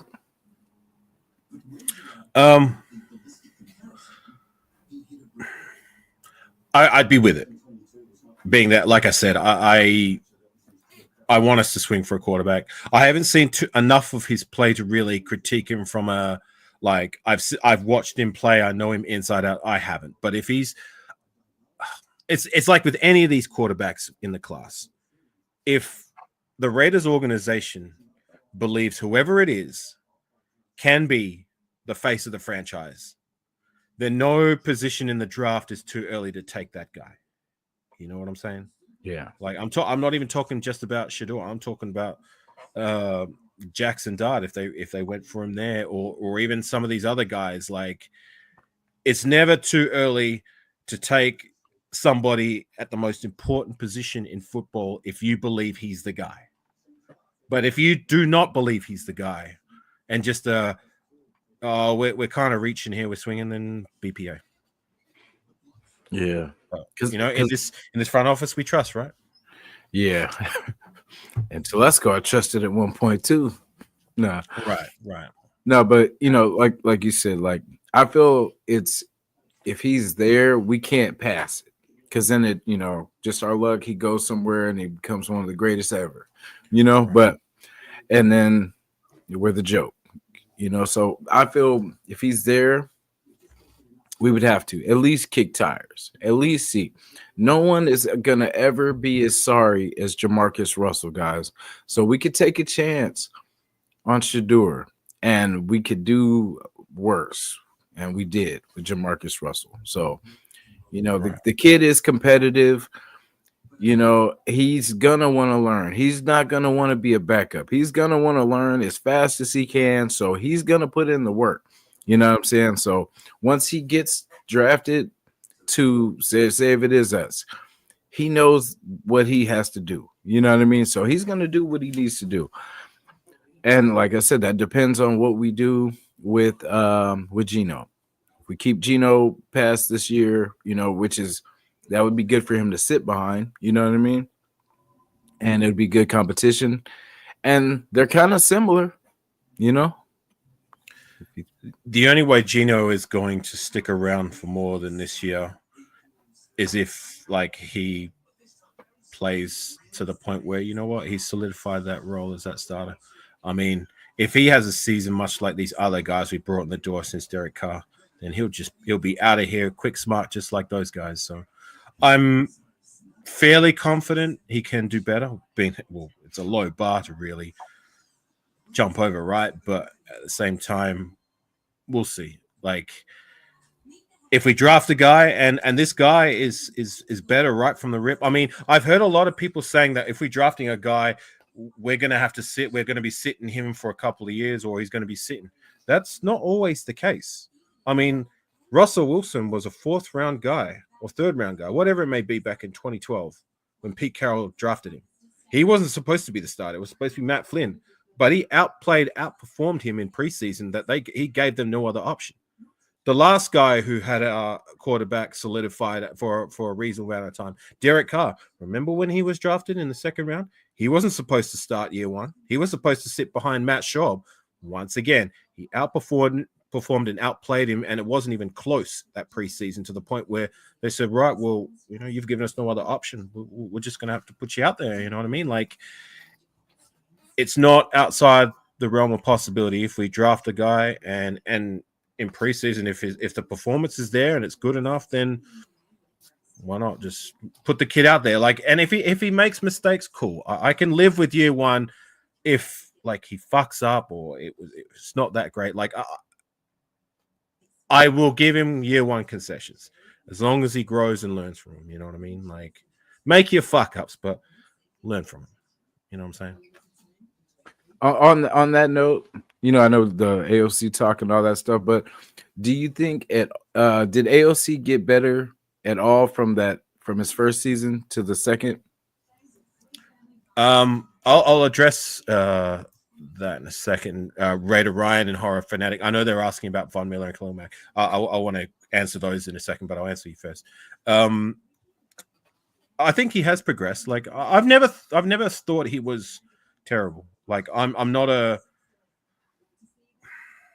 Aiden O'Connor, I don't want to call him hater, so to say, but like, with that said, like, I've never felt in my gut that like his ceiling is any more than like a decent starter / good backup that can start in a pinch and win us some games and make us some throws. Like, to me, his ceiling is good / very good, whereas I just don't feel like his ceiling is greatness per se. You know what I mean? Yeah. So I want us to get a quarterback who has a higher ceiling than what I feel with Aiden O'Connell. Will they get another chance with us if we draft another quarterback, or if we draft a quarterback? I think he's out the door, but we'll see. And just real quickly on the, I see the comments about Khalil Mack and Von Miller. Von Miller, no. Once upon a time, when him and Khalil Mack were like the kings of the league, with the likes of JJ Watt and co, Aaron Donald. Yeah, he was a baller. Like, he was one of those guys we were just talking about with Phil Rivers, like that. I hated him because of his play when he played against us, because he was a baller of the highest order, much like Khalil Mack was in his Raider prime. But do I want him now? No, I don't.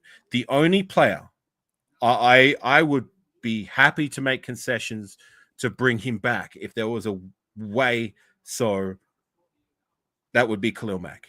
I would love to give him the treatment, the Charles Woodson treatment. Remember when Charles Woodson re-signed to us back in 2013? You know what I'm saying? Like, I'm usually not one for these way past it older veterans, but I would gladly give Khalil Mack that leeway if he wanted to come back. I don't think we can afford him or give him the money that he wants, being that, like, this is probably going to be the last time he's going to be able to make some decent money, because he's with age comes decline, and the decline in production and the rise in age, like, teams are not going to pay you as much as they once did. So he's going to go wherever the money is, and I don't blame him. I just wish back in his Raider prime like your comment there, Raider Ryan, we were the ones who paid him to stay in the door. We never should have left him out the door. That for me, I learned to appreciate Gruden after the fast that we've had at the coaching position since he's been out the door. But that for me was one of his the most unforgivable decision that he made was allowing Khalil Mack to leave. Like I've said it on record many times. It's 1A and 1B with the greatest defensive player that we've had in the door for the last 25, 30 years, going back maybe to Howie Long would be the exception. But to me, he is in that all-time Raider great category. 3-time Pro Bowler in the 4 seasons he was with us, 2-time All-Pro, the only All-Pro ever at 2 positions, and a defensive MVP, something that no other Raider player has won since, I don't know, can anybody name me another guy who won it ever? You know what I'm saying? And that was, like I said, when the likes of J.J. Watt, Von Miller, and Aaron Donald were all kings of the league. You know what I'm saying? So he was up against some stiff competition. Pause. So you do not let players like that in their prime, or he was just hitting the prime of his career, out the door. You pay them whatever it takes to keep them in the door, especially if they are happy to be here. You know what I'm saying? Like that was a huge blunder. And what made it worse was what we did with said draft capital. Yeah, we got Josh Jacobs in return, but to get Damon Arnett and what was it, Cleve Farrell? And what we turned one of those 3 third rounders that we flipped for a second rounder into what it was either Brian Edwards or friggin' Lynn Bowden. We never should have let him go. Yeah. Never. I mean, I hope, because I would definitely not mind that. Just for experience alone. Just you don't have to. Coach won't have to do too much with Mac. Mac's seen it all. You know what I mean? So, but I think for Mac, will he remember that we sent him to die in Chicago? You know what I mean? Like it was Gruden, yeah, but there was no playoff. No playoff. Yeah, they did. Yes, did they go? They went to the playoffs? Yeah, I'm pretty sure they did. Oh. They had some good years. Well, I mean, he had some good years, but I mean, as far as I'm going to look at that. I'm pretty sure they did make the playoffs around that time. Ooh. Just let me have a look. No, for sure. Yeah, my bad. If they did, but because I'm pretty sure, because I would always hear him doing good, maybe against us, but as far as playoffs, I don't remember. I know the Chargers won a couple times, but. Okay, so that was all right. You might be right. 2019, they didn't do too well. Let me have a look at 20. I don't know. I don't say the Packers. I think were the ones. Yeah, they made the playoffs 2020. 2020. And I think maybe 2021. Let me have a look. Oh, damn. No, just 2020. But okay, yeah, it wasn't through lack of Khalil Mack because he was still playing at a higher level with them. And I see that Gruden said he wasn't against letting Mack go. Well, whoever was responsible for not making the decision to trade him off, whether it was him or whether it was McKenzie, because McKenzie was our GM around then, I don't care who it was. It was a blunder and a mistake that I remember where I was and what exactly I was doing the moment the news was broken. And I hate those moments where you remember it for all the wrong reasons, right? Yeah. Yeah, it was like, I remember when it happened too. It was like, what are we doing? Like, what? And then they were like, oh, we got all the draft picks. I'm like, okay. But then my first thing is like, well, we don't really do too well with these damn first round picks. They're like, well, we got 3. We can't mess it up. So, I'm like, all right. And then we got JJ. So I think that hype kind of I was excited for. And then we didn't know that Arnett and what's his name was going to knock himself out and be out for the season and then come out, knock himself out again, run into the cart and all, it was just it was crazy for Abrams. He was the literal best or in the top three at least best defensive players hitting the prime of his career. and we let him out the door. You do not let talent like that out the door, no matter how much money they command or how much it's going to cost the team. You keep them there. I mean, for fuck's sake, the Rams kept what? Aaron Donald in the door. They found a way to get it done. Why couldn't we do it? Get it done with Khalil Mack? Yeah. Unforgivable. That's a good. See, we were talking about that earlier too. I'm gonna let Chris on too. So what's up, Chris? Salute, family. Hey, AR. One good thing, Jason. I'm sorry.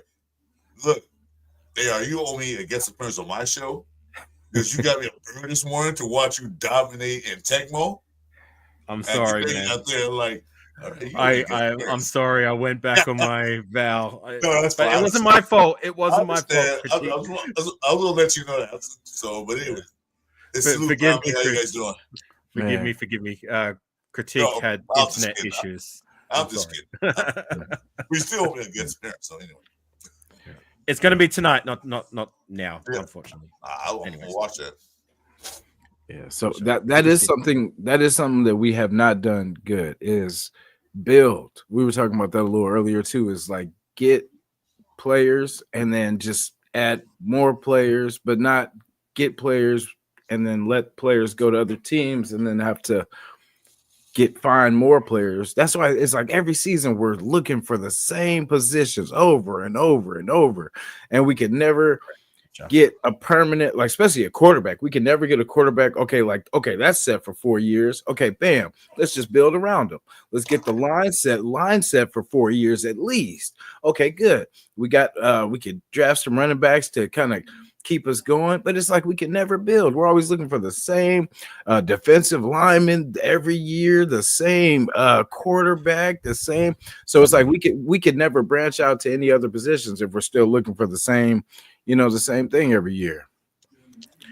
Well, the defensive line has been all right for the most part. Like when we're looking at the ends, it's the interior where we're missing and whiffing, especially through the draft process again and again and again. However, we're looking all right at the moment as it stands with Christian Wilkins, as long as he lives up to the checks we're paying, because I thought he was doing very well up until he got hurt. So hopefully he can bring that same energy when he comes back to us healthy and sustainably. I don't want him playing well for 2-3 games, then he's out again. You know what I mean? Like we're paying you to play at a very high level, and I want to see that sustainably throughout the whole season. As well as has Adam Butler been re-signed, or is he up in the air? No, he's still out there. He's still a free agent. They haven't signed him yet, or okay. But he's pretty vocal. He wants to come back, right? Oh yeah, Adam said that on a podcast. Yeah, he said that on a podcast. I have confidence Adam Butler will be back. So. You know what? Where we have drafted very terribly at the interior in the last decade. You know what I mean? Like, do I need to name names? No, I don't. But like, we've at least found a guy in Adam Butler who I feel like he's been the most consistent and the best interior guy we've had in the door since the days of Richard Seymour and Tommy Kelly. It's been a turnstile since then. You know what I'm saying? Name one better. I can't. You know what I mean? So the rare issue I know from my years of watching the Raiders is, like you said, they get good players and they let them go. They get good players, they want to pay them cheap. They don't want to pay them what they were worth. You get a player that would have 10 sacks for defensive interior. They let them walk. Like you said, Khalil Mack, they let them walk. That's their problem. They don't want to pay anybody. The Raiders were being cheap. And that's the reason why I think they got rid of Telesco, because he was being cheap. He didn't want to pay players, Especially the blunder with what they did with the running back room decisions. I mean, letting Josh Jacobs go, and then moving on into the season with a very it was an inexperienced and unproven running back room, and they played well worse than what I feared that they would. And then going into the season with our quarterback situation being what it was, I think that spelled the end for Telesco, unfortunately. Yeah, they looked at they were focusing on small sample sizes. Oh, they did that. They did this. They looked at Zamir White like, oh, he did great in Kansas City. Well, that was one game. What we do the rest of the year? He couldn't even start. He couldn't even be a backup. He's He still was the literal worst feature back we've ever had on our roster. 2.8 yards per carry, more fumbles than he does touchdowns. It does not get any worse than that. Yeah, even when Jock Jacobs was there and they take him out, Jacobs for a rest, they put him in there. On short yard or short yard now. Supposed to be a big kid, supposed to be strong, built like a mule. On short, and he couldn't get the 1 yard to get a first down. That should tell you something right there. But they're like, that's our new starter next year. I'm like, why?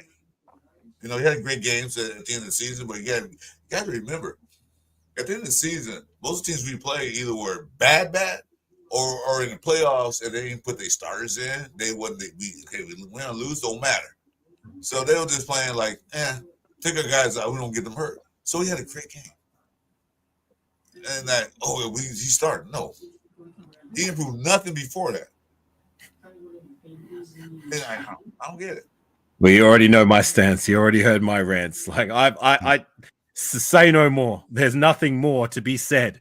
2.8 yards per carry, more fumbles than he did touchdowns. That's it. No more. See you later, alligator. I'm not giving this cat another chance. I'm not giving him time to develop into a fullback. The literal worst take I have ever heard on the YouTube street. Come on. That is terrible. Aaron, watch those tapes. When he hit in the backfield for a blitz, dude reaches his arm out and barely touched the guy. Yeah. I mean, what are all those weights for? What are all those curls and all this? You know, if you're just gonna run into the back of the lineman's legs.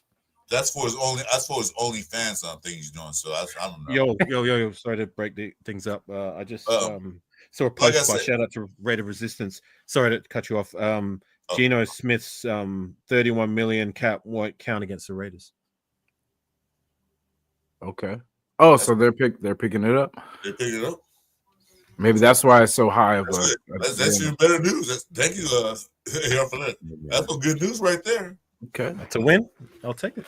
Okay, like we said, we left it open. We said if we'll see how this kind of plays out, and that's the thing. But it looks like it's probably a rental. Thank you, Ray Ryan. But that makes the trade that even if that is true, and I don't doubt it because Raider Resistance is very reliable when it comes to Raider news and reports and that. That makes the trade even that much more sweeter because we've got more wiggle room to utilize more cap space. So that's fantastic. That's awesome. That's fantastic. Yeah, I'll take it. And great job. Can I say sorry, Chris. Yeah, my bad. I didn't mean to. No problem. I'll cut you out here. Can I say something about Geno Smith? Oh, please. I'm gonna do a video later. I'm gonna do a rant video live later on. My normal rants. I'm tired of people talking about why we did take Geno Smith. We're gonna pay him $40 million. Okay, but yet you want to take Sam Darnold, probably gonna want more. You're probably gonna $50 million. That's probably gonna ask some price.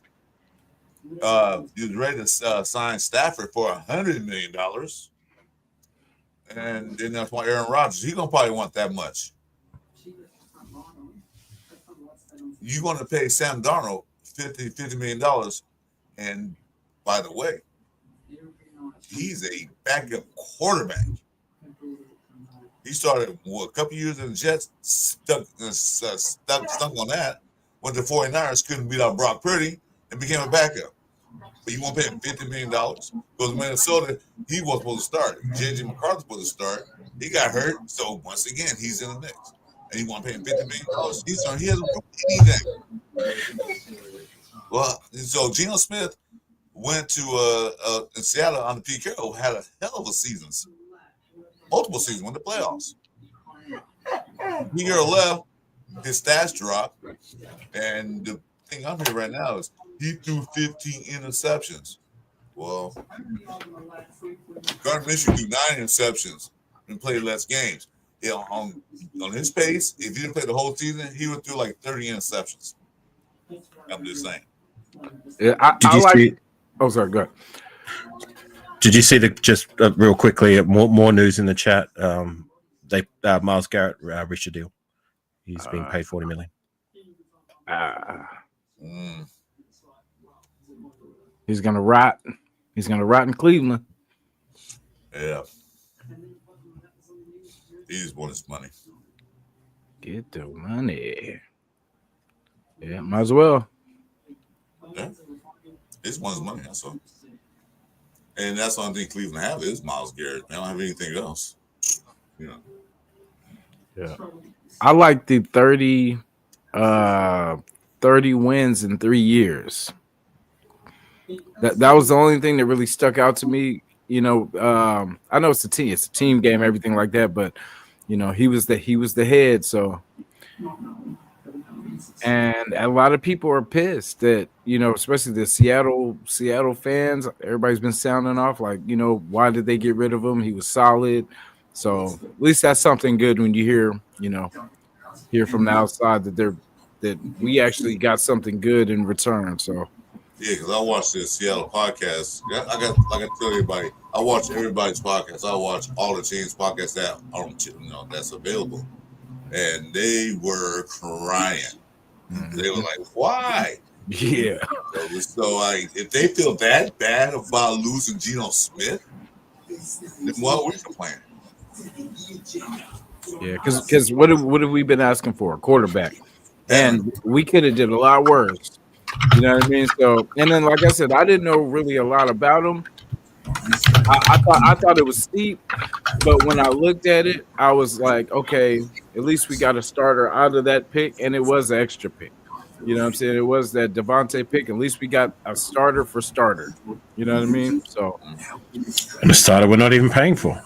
yeah, exactly. We got him for the free. Yeah, free for this year. Good looking Seattle.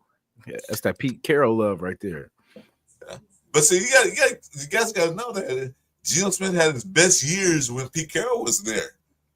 He had his best season because he wasn't. Because I watched Geno Smith because I was a Geno Smith fan coming out of West Virginia. And he went to the Jets. I'm like, I thought the Raiders should have got him, but the Jets got him, and then he stunk the bed up. I remember that draft day very well. It was so uncomfortable watching him in the green room, waiting, and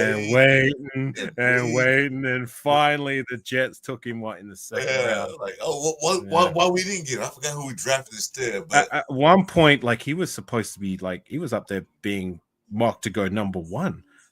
But he took West Virginia, man, to the top. At that time, wasn't no playoffs. What year was he drafted? Was it 2013 or 14? 2014, I think. I might be wrong. Yeah, I gotta look it up. But I just remember very well and feeling sorry for the guy. Like, I honestly, why did we take him? TJ Carey, was that the TJ Carey? Hang on, I'm just I'm seeing when he was drafted. I can't remember that. Give me a minute. 2013. No, that was the year we drafted DJ Hayden. DJ Hayden round 1, and then Menelik Watson round 2. RIP DJ Hayden. Was a good pick, but we still needed a quarterback at that time. We didn't have a quarterback. I said, why didn't you take him? But TJ Hayden. Oh, come on now. We had Terrell Pryor. What are you talking about? Come on, we had Terrell Pryor. My God, I love Terrell Pryor. We had the Hall of Famer 99-yard against Pittsburgh, Terrell Pryor. That's right. He was a good time, not a long time. But I loved him a hell of a lot more than I loved any of these scrubs that we've had in the door in the last couple of seasons, right? Shoot. It was fun to watch. It was fun. I always went and watch come on break when he broke one against Pittsburgh that one game. I was like, yeah, that's what we need. Right. But so we watched him out of West Virginia. I was on the Raiders picking, but they didn't. Jet got him, stunk the bed up. Right. He did. I remember. He came a backup somewhere, and then Seattle got him under Pete Carroll. What he did? Playoffs. He also had issues in New York, didn't he? Like, didn't he had a falling out with a fellow teammate over like a betting incident or something? I don't know what happened in the Jets. I didn't follow the Jets. I don't know what went down. He got his jaw rocked by one of his teammates over like some. It was like a betting incident or something. It was a dispute between the two. But I'm 70-80% sure that's how the story goes. He ended up getting his jaw rocked like pretty badly. But I know he had a good year. The Jets always had a bad year. They had a good quarterback since Joe Namath. But, so they get let him go, trade him, whatever they do. Then he plays on Pete Carroll. And what does he do? Has 10-win season, 10-win, go to playoffs, 10 wins, go 9-8, go 9-7 at that time, go to the playoffs. What? And y'all complain. What have we had in the last 5 years? Right. You know, one nothing. playoff game. One playoff game. Then we bring in another backup quarterback, pay him $15 million, and what did he do? Nothing. You guys want to gonna keep signing back? We want to keep signing backup quarterbacks? Let's get Sam Darnold. Why? He didn't. He had one good season because he had a great coach. Kirk Cousins looked good under his system. Hell, me and you, all three of us can go be a quarterback in Minnesota under his system and look like Hall of Famers. No, that don't prove anything.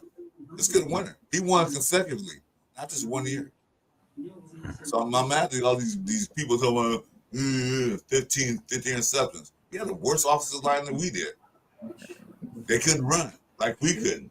He had to throw the ball. You know, and he looked a lot better than Aiden O'Connell moving around in the pocket. I could definitely say that. Right.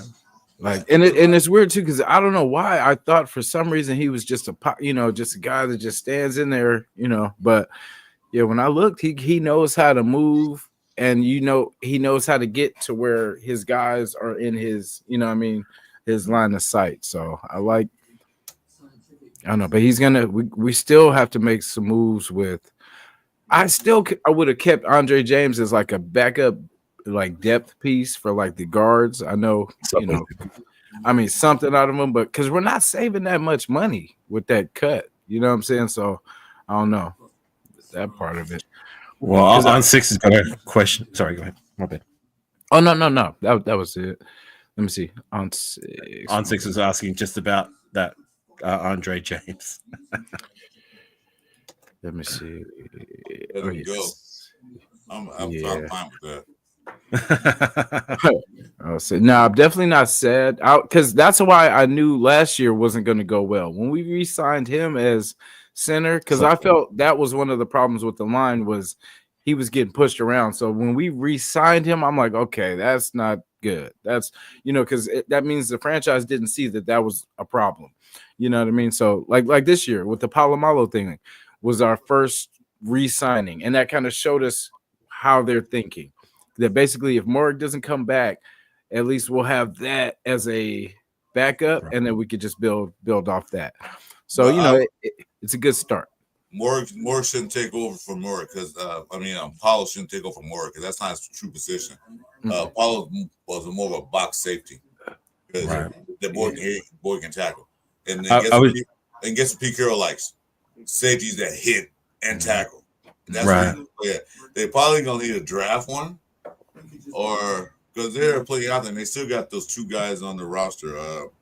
Trey Taylor, Christopher Smith, the third. Still got those guys. We haven't seen two guys haven't done nada. And I was just saying before, like we're gonna need, if we don't re-sign Moreg, like as much as I like Polomau, like if we don't sign a free agent safety who plays at a quite a decent level, who's a veteran, hopefully not over the hill, then Polomau's going to go into the season as our veteran presence, even if we draft a safety, and that's a pretty scary thought. Well, but with that news today from Resistance, thanks for that. We got money, so we can't go after a Holland or somebody like that. Right. Well, that's what I'm saying. Like if we don't re-sign Morrig, which I'm hopeful we do. Yeah, me too. We do need I think it's a matter of urgency that we get ourselves a decent guy, a safety who's been around the traps for a while, so to say, not someone who's over the hill, like a Reggie Nelson type guy. You know what I mean? Yeah, because Mark, for all intents and purposes, has been healthy. He hasn't been. I think he missed a couple of games at that most. He's been pretty healthy, so he's always out on the field. So that's a good sign right there. And he's only been getting better, like since the dip he had, like in the last third of his rookie year, and his second year was very disappointing. But come year 3 and year 4, I thought he was just only trending upwards, and I'm hopeful we can see him back. Yeah. But if not, then we know what we need to do. I agree. I like keep Hobbs. Like I heard you guys talking about Hobbs earlier. I'd be sad to see him leave because I like him as a player. Me too. But he didn't play that much, so You know, he can go somewhere else. Somebody probably pay him that money. Was asking 13. He asked him for 13 million. Like, you didn't pay the whole season, all the time you've been here. So sad to see him go, but maybe nobody offering him money. Maybe he come back on the cheap. That niche role that he does, and he does well, in my personal opinion, is going to be tough to replace. I mean, like being that hybrid linebacker who's good in run support that can cover. You know what I mean? I thought Nate Hobbs did that at a very good level. Like, and I said before, like before you joined us, like for me, he's been the best nickel, and it's not even been close that we've had in the door since I've been a Raider fan. Like, name one better since 2010. Like every nickelback we've had since then, as for the most part, struggled. The only one who was like, if you could say decent, was our 7th round guy, TJ Carey. Every other guy. Remember Lamarcus Joyner? Remember when we signed him as that coveted free agent back in 2020? And he was supposed to be the Lord and Savior of our nickelback woes and the tight end killer. How did that work out? That was a joke. It was a joke. Yeah, a joke. I hope we don't let him go. Yeah. For the price, I hope they can work something out. But, because he was, like you said, he's been a solid. I love Nate. He's a dog when he's on the field. It can be a brutal game. You know what I mean? And we've kept a lot worse people. So Nate, right. They plays like Max Crosby, not that much intensity as Max Crosby, but he puts his body and soul into it, because when he hits, and he played like a little mini linebacker to me. Yeah, so money backer. Yeah, when he would sniff those plays out, oh my God, that's the Nate that we love. You know what I mean? Like those plays where he would sniff out those screens, and some of those end arounds and stuff like that. When he, I like the type of player he is. Were you on that live, Chris? When I forgot who it was, someone suggested putting Jack Jones at nickel. Yeah, I was there. No, hell no. No. I mean, I'm a big time Jack Jones advocate, but you really want him to fill the void, especially how the nickelback was used in the Patrick Graham scheme, being that run support hybrid linebacker kind of guy. Right. Like I like Jack Jones' intensity and aggressiveness. Sometimes he gets a little too aggressive, as we know, but as a box guy whose run support is not Jack Jones's game. Not as strong. Very story from last season. Like, I don't want to see him in that role. Thing, no thanks. Playing with the slot receivers, they have to stick to the receivers. They have to literally stick, because they run short routes and out routes. They have to stick with them. On the outside, the receiver get past you. You got to catch a speed and catch up to him. But in the slot, you have to stick with him. Jack Jones doesn't stick with receivers. He usually uses his abilities and his speed to catch up to him. And his instincts. Yeah, and his instincts. But when they play the slot, you have to be in their back pocket. So, and plus, Jack Jones doesn't tackle. He tackles very poorly. Just put it very lightly, which is to my point. We really want to put that guy as that run support corner in the nickel. No thanks. No thanks. Yeah, he arm tackles. He don't tackle. He arm tackles. I don't know who suggested that, but whoever it was didn't think that through, did they? Yeah, I was there. I say, what? Crazy. No, that'd be a big mistake. When we signed that guard, Kappa, then that kind of let me know that we were on. That they know what we need. You know what I mean? Like, that was one of the things we talked about too, because that's the only unsolid piece on that line so far. Because with Parnham, I still I want to see some more from Parnham, but I definitely think that would sew us up for now. And then now we just need depth on that line. So they're getting it. Like, we got the quarterback now. Now I'm looking at wide receiver. You know what I mean? I'm looking at, okay, now who are our weapons? Who's he going to throw it to? What big splash are we going to make in the wide receiver room?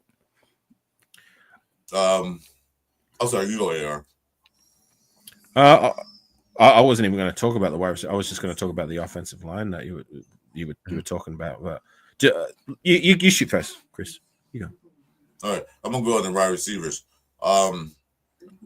I don't know what they need. Number one, 50-50 wide receiver, because you're about to say we got Brock Bowers, it's not receivers, it's tight end. Right. Yeah, we got Jacoby Myers. He's our clutch receiver. He's the one that, dang, we need 6 yards to get this first down. Jacoby Myers know how to read the field. He know where if he knows to get you trying to read the first down, Jacoby Myers catch it, it's always a first down. He know where the lines are. He can read those lines. Like, okay, I gotta go up, get that touchdown. So he's reliable, consistent, and receiver. So we got that. We need a big receiver. No more midgets. We need a big receiver. I'm sorry, midgets. Not a bad thing. I'm sorry. I apologize to anybody offended. But we need a big receiver that can stretch the field. 50-50 receiver that can go up and catch it. Trey Tucker's not that. It's not a 50-50 ball. He's not that. His thing is that I can beat you downfield and then catch it. But when it comes to a 50-50 ball, which they try to throw at him, he can't jump that high. He lost about every contested jump ball that was thrown his way last season. And how many times that the referee had to review his catch? Quite often. We reviewed he made the catch or not. He made it, sometimes he didn't. But we did receive that 50-50. Now, if I talk about Godwin, it'll be cheap, maybe. But we probably need to draft one. So hopefully they do that. They still got that dude, Jamil, what's his name? Guyton? Keaton. Yeah. He's like, what, 6'3"? Romel Keaton? Romel Keaton, yeah. There you go. Is he the guy who kind of had that last quarter in preseason and he did nothing until that last quarter in that last game preseason and he just went off and kept his spot on the roster? Yeah. Yeah. I mean, he needs some work. He can be worked on, but we still got that guy and they give him a shot. But we got probably draft one. Bro, I still don't know this dude's name, but remember it was the guy, and he's like, nothing against race or nothing like that, but he was a white wide receiver, and he started like late in the season. I didn't even know he was on our roster. Which one? Rock. Well, yes, Bachman. Yeah. Bachman. Yeah. Bachman. Bachman. I was like, who the hell is this dude? Who the fuck is that? Yeah, because like I'm pretty good with like the players we got, but that dude, I had never even heard of this dude. So, I was like, but then when I seen him start instead of Ramel, that's what kind of made me wonder, like, why aren't why aren't we seeing more Ramel now? And then if we got this guy that we don't even know who this guy is, and he's playing. So speaks volumes to me about their development, much like it did when, remember, same kind of thing. We had that Collier cat in the very last game taking snaps as that spellback. I still didn't know who that was. Who the frig is that guy? I had never heard of him.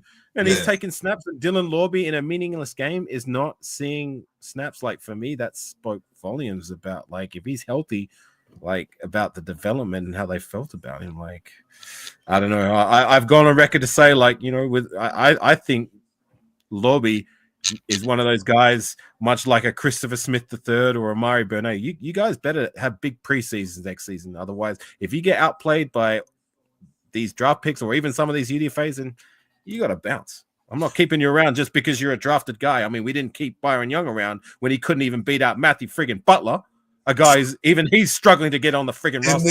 He can't even beat that guy. And they signed him again. Matt Butler has been signed. Oh, did he? Wait. Yeah, I looked at the thing. He's one of the players they signed. Oh, wow. Why are we keeping him? I don't know.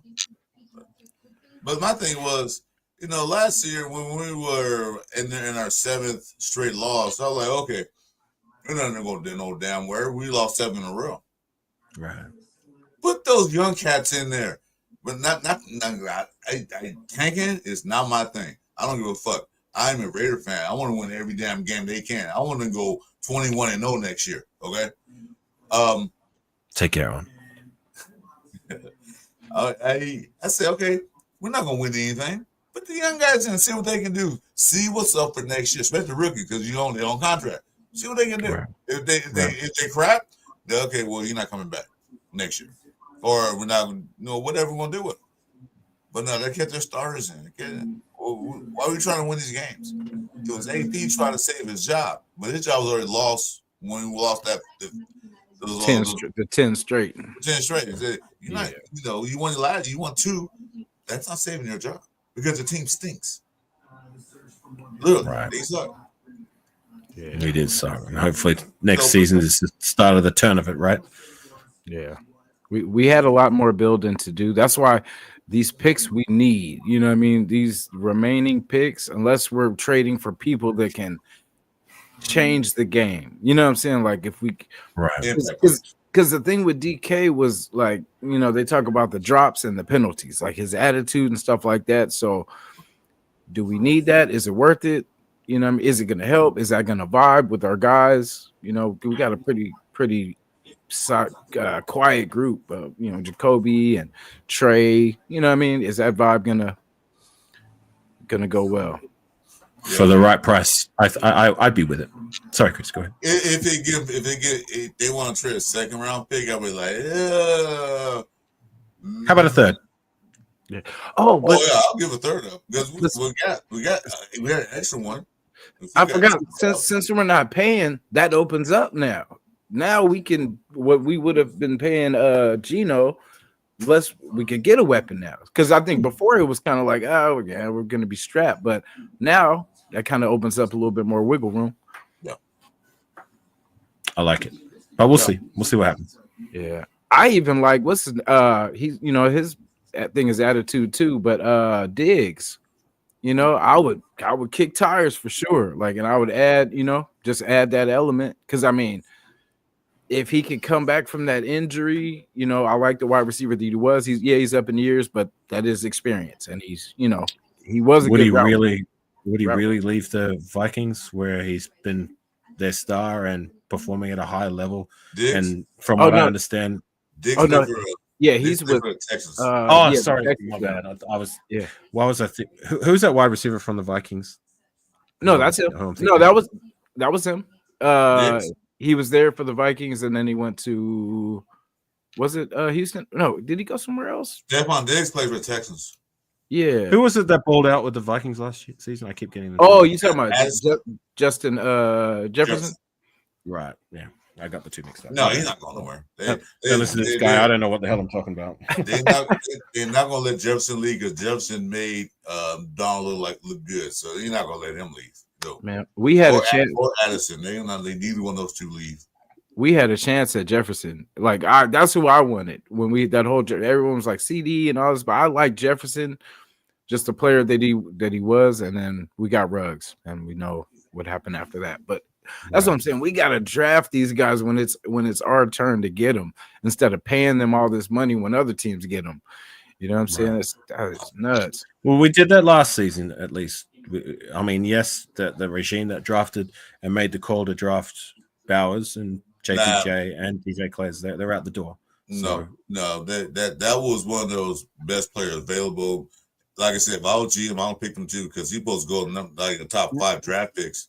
But since he's a quarterback round, he happened to fall on lap, so you have a choice but to take him. I get that, but like in years past, we haven't gone that route of the best player available is right there for the taking. You know what I'm saying? Like sometimes the most obvious and the simplest of things ain't always the most obvious and simplest of things according to the guys running the show. You know what I'm saying? So I agree. Just saying, my point was only that like hopefully that's the start of where we go during the draft process moving forward. You know what I'm saying? Like having that right balance. Like I did say, I did go on record and saying that like for me, like if and I don't know if you were, I said it to Jason, but I don't know if you were on the panel when I said this, but like if there's a quarterback at 6, whether it's Shador or Cam, hopefully Cam, or Jackson or anybody else, if the GM or the decision makers believe there's a guy there that could be the future of this franchise, then no pick is too high to take him. You know what I'm saying? Even if like he's not the BPA, even if the people think we're overreaching, if they believe this guy can be that guy in time, hopefully sooner rather than later, then no pick is too high. You know what I'm saying? Yeah, I agree. I see us trading back more now. You know what I That's mean? what Just stacking more picks, and because we need more help, because we have to do it for cheaper now. If we give, say if we do make a splash wide receiver or defensive guy, we will have to kind of build through the draft and cheaply through free agency. So that's why I see us definitely trading back to get more. Hopefully, get that third back if we can, possibly. this is a good draft room. This is a good draft Mhm. for building up the defensive line, the running back room, and receivers. This is a time that Thank build that Christ. up. Mhm. This is a Thank time to build Christ. all that up, and then next year, if you pay quarterback this year, they don't that next year award. You pick one late in the rounds and he doesn't work out. Then next year's draft, you try another quarterback. Because now, one thing we do have now, we have a veteran quarterback. We have to rely on AOC. Not saying AOC was a bad quarterback, but he might not fit Chip Kelly's system. But now we got Geno Smith who can fit his system.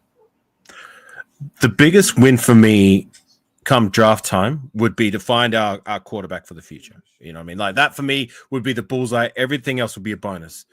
Outside of that, if we can find a running back or an interior defensive tackle that's worth a damn, to hallelujah, praise be to the football gods. You know what I mean? But like, I'm just talking those two positions specifically. Like, if we can find a decent interior to complement Christian Wilkins or even Adam Butler, and then start in time, or a running back that could be good enough right from the rip. Like, that's not outside of the realm of possibility. Like, I don't want to see it. These cats that we've had in the door from last season, as far as I'm concerned, they can all go. I don't give a shit. I'm gonna make a bring joke in one, bring in two through the draft process. I don't care. I'll make a joke. I don't think you guys gonna find it funny. I don't care if you do it now, but something just popped my head when you said that. They should go and put all the running backs in the room, say have a running backs meeting, right? All the running backs except for Amir said he had to go get coffee for us, so he's not gonna be here. So, but yeah, we're gonna talk. Somebody go in there and throw those what they call them, Jason, those stink bombs. You know those stink bombs? Throw a stink bomb in the room. Set the fire alarms. I say, hey guys, something going on. Everybody clear the room. When everybody run outside, lock the door, and say bye. First one to bust through the door. First one to bust through the door. You stay. I love it. Please do that. They use Zamir as a battling ram. Just run his muscles into the. Oh, doors are open, but when they go outside, lock it behind them. Click. Hey. Yeah. Well, you're talking about how he'd be running for the door. Well, he doesn't know how to run. Yeah, he'll run towards into the wall. He'll run through the wall. He'll run into the wall. The door is this way. Dude. What? You shouldn't find the door. I can't find holes in the opposite line. Okay, my door guys. Here we go. See, that's what I kind of like about having this new regime too, is that the people like the Tyree Wilsons, Zamir Whites, Andre James already been put on notice. So, but it's like they're Michael Mayer. Yeah, Michael Mayer. I kind of hope rather we keep him rather than trick, especially right now with the weapons. At least that's another weapon. You know what I mean? But I would just like, something, because the offense has to change, guys. Like I hate this scoring under 16 and 17. You know what I mean? That's got to stop. And then I feel like this may be the tilt where it's more offense than defense now because of what we have to we got Max, but then after that, Wilkins hopefully comes back. That's the key. If he comes back, like, I know maybe not better than before, but if he comes back at least a decent player until he can build himself back, and then we add the pieces around. Like, I want to keep Adam Butler because I like what he contributes. He's been solid. Like, he's one of the guys that we actually brought back that, he actually did do well. So he didn't fizzle out. Outplayed he had no fanfare coming over to us. Zero. Nothing. You know what I'm saying? I didn't know who he was that person he got here. Like, who? Adam Butler. Who? Yeah. And then he balled out like, okay, keep him. Now we're like Adam friggin' Butler. He deserves to stay. Hopefully so. I like that Butler or the other Butler we kept. I don't know why keeping him. Yeah, he beat out that Butler too. you talking about Darian Butler or Matthew Butler? All these other butlers. Yeah, damn, I forgot about Darian Butler. Yeah. Oh, yeah, that's right, Darian Butler. Yeah, between Butlers. Another preseason love affair from a lot of different content creators who did what? Nada. Shout to Jimmy Butler. Go Dubs, baby. But that's another, that's another story. But yeah, we have okay, what position is next? You guys think? What do we address next? I'm gonna go back on that Michael Mayer thing right quick. I just thought so. Oh, for sure. Pete Carroll got in the building, and Spy Chat, they said they're gonna talk to each player that's there now. And I think they saw something in what's his name? We were talking about the tight end. Michael Mayer. I think they saw something because he did have some mental health issues, and mental health is a serious thing. So I'm not joking about it. I think they probably saw something like he might not be there altogether. So we'll put him on the market and see if anybody want to take him. If nobody take him, they probably will keep him because he didn't play bad when he was on the field. So I think it was something there that they didn't like because he didn't do anything stupid on the field. No, he didn't. But at the same time, and this has been my counter argument because I'm actually on the train of what has he done? He's been very underwhelming from a production standpoint. As a set guy, we traded up in the second round, tight end. You know what I mean? Like there was expectation there. You know what I mean? And like for me, like even despite you're right. Like mental health is no joke. Like I hope whatever was going on, nobody knows unless you're in behind closed doors. So it's unfair to speculate. But despite all that, like when you look at production when he has been on the field, like that to me there's that bare minimum level of expectation that comes with certain picks like round 1 and even round 2 guys. And I don't feel like he's come close to reaching that bare minimum level of expectation. I mean, he's another guy who's like, well, if we did trade him, like the rumors are happening at the moment, like, are you going to cry spill milk? I'm not. But you got to understand, AR, we had Darren Waller before we got Mayer. And that's what his expectation was. We got another Darren Waller. That's what they're expecting him to be. That guy to catch all those passes and stuff. That guy who does this. And Baby Gronkowski, right? Remember that? Yeah, that's what they thought they were getting. Because I'm just talking from my. He played lights out in Notre Dame. I think he was a runner-up to the that award, the tight end award, Brock Bowers. I'm not even talking about like that level of expectation. I'm just talking about for me personally, like the bare minimum level of expectation with a guy we traded up for at the tight end position, and from a production standpoint, like at the top of my head is something like 500 yards in 2 seasons. What is it? 1 or 2 touchdowns? Like that's like fair enough. We've got Brock Bowers who's going to hold that position down as our starter.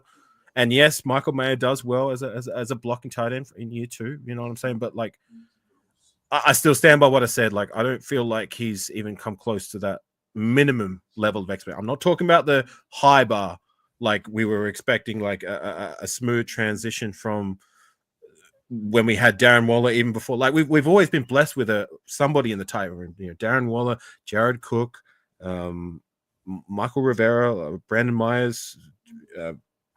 What's his name? Zach Miller. You know what I mean? Like we've always seemed to have somebody there. Yeah, somebody.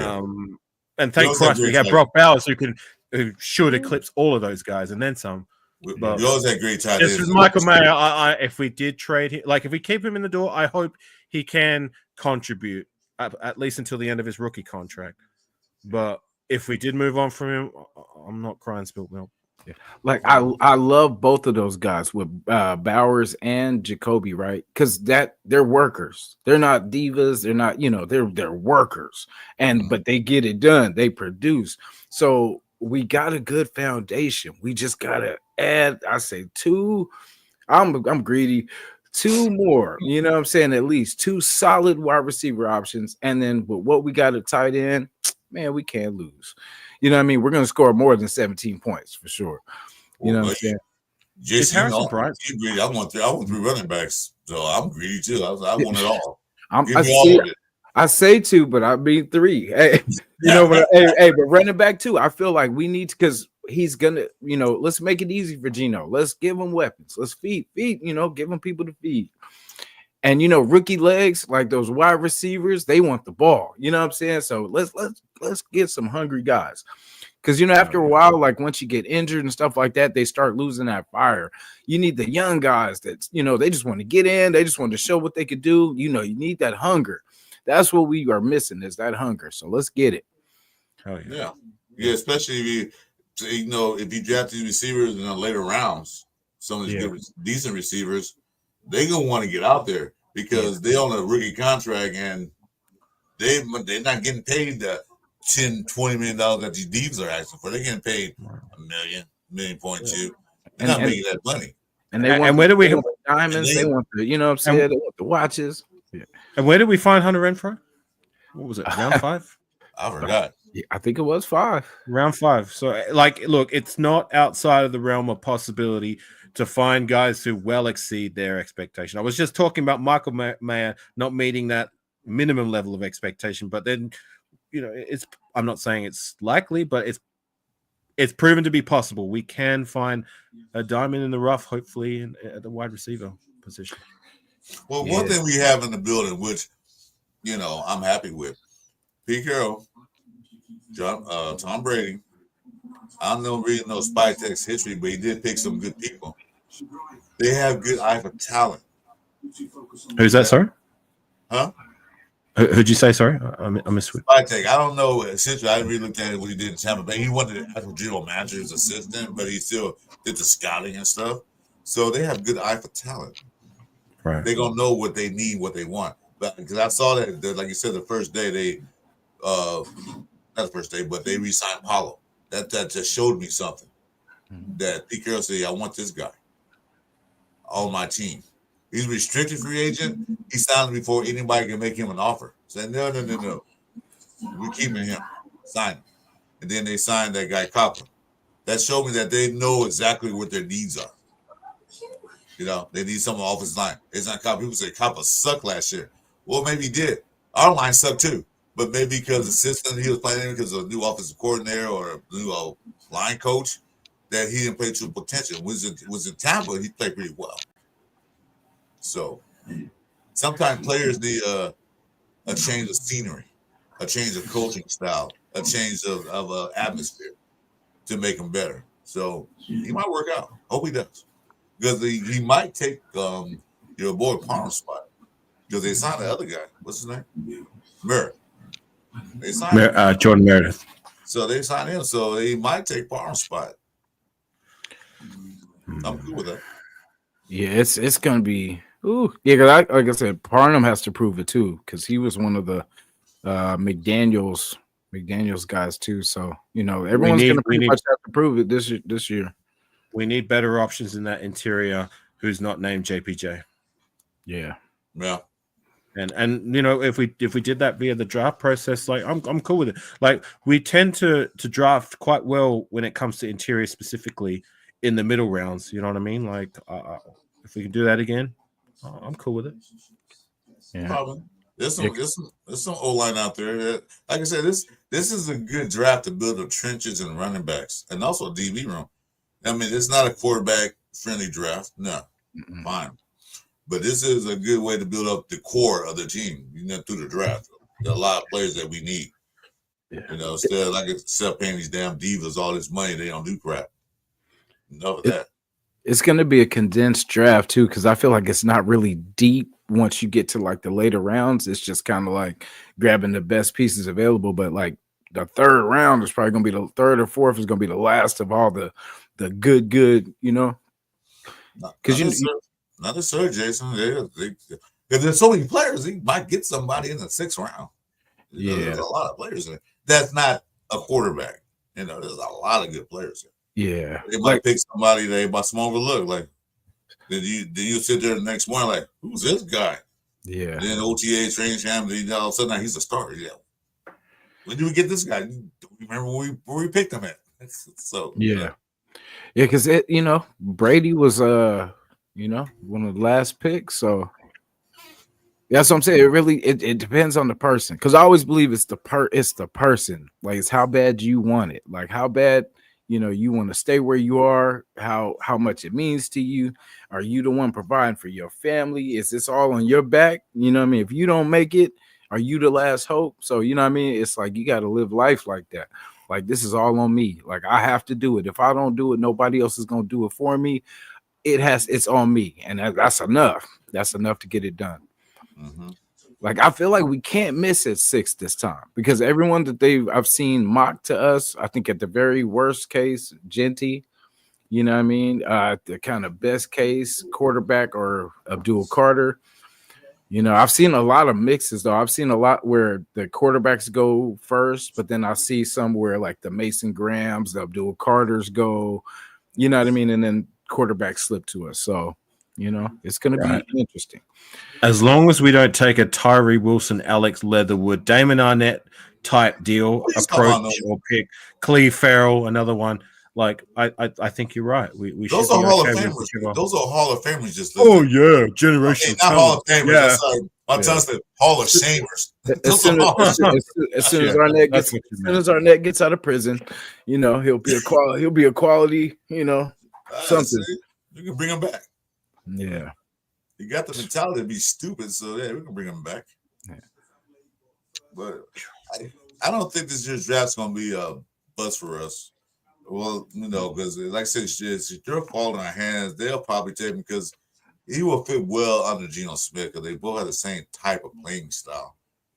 So if they do take him, I'm not gonna be mad.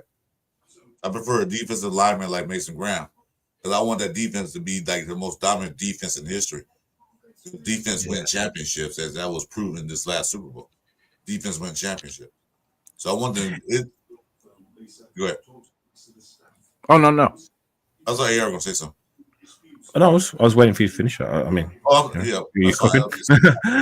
I was just in thought. Like I was just thinking, if we did take another D lineman, as well as I'm sure we're going to bring back one of the two, like K'Lavon Chaisson or Malcolm Kuntz. Word on the street, Malcolm Kuntz is expecting quite a substantial payday. So I'm leaning towards we're going to make a play to keep K'Lavon Chaisson in the door. Like I believe he's earned that much, and I think we can keep him on a reasonable contract. You know what I'm saying? So if we were to bring him back, like I mean, it would be amazing if we brought both of them back. I just don't see it.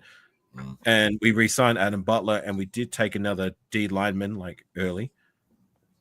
Where the hell does that leave Tyree? See, that's what I keep thinking too. Is like we keep saying like we want a defensive tackle, we are a defensive end, like, but where is he going to play right now? You know what I mean? Like, where is he going to jump in? Seems like it'd be a case of see you later, the alligator. You're being relegated to a bench guy because you're just not performing to the level of you're not beating out these guys that you should be beating out in terms of playing time.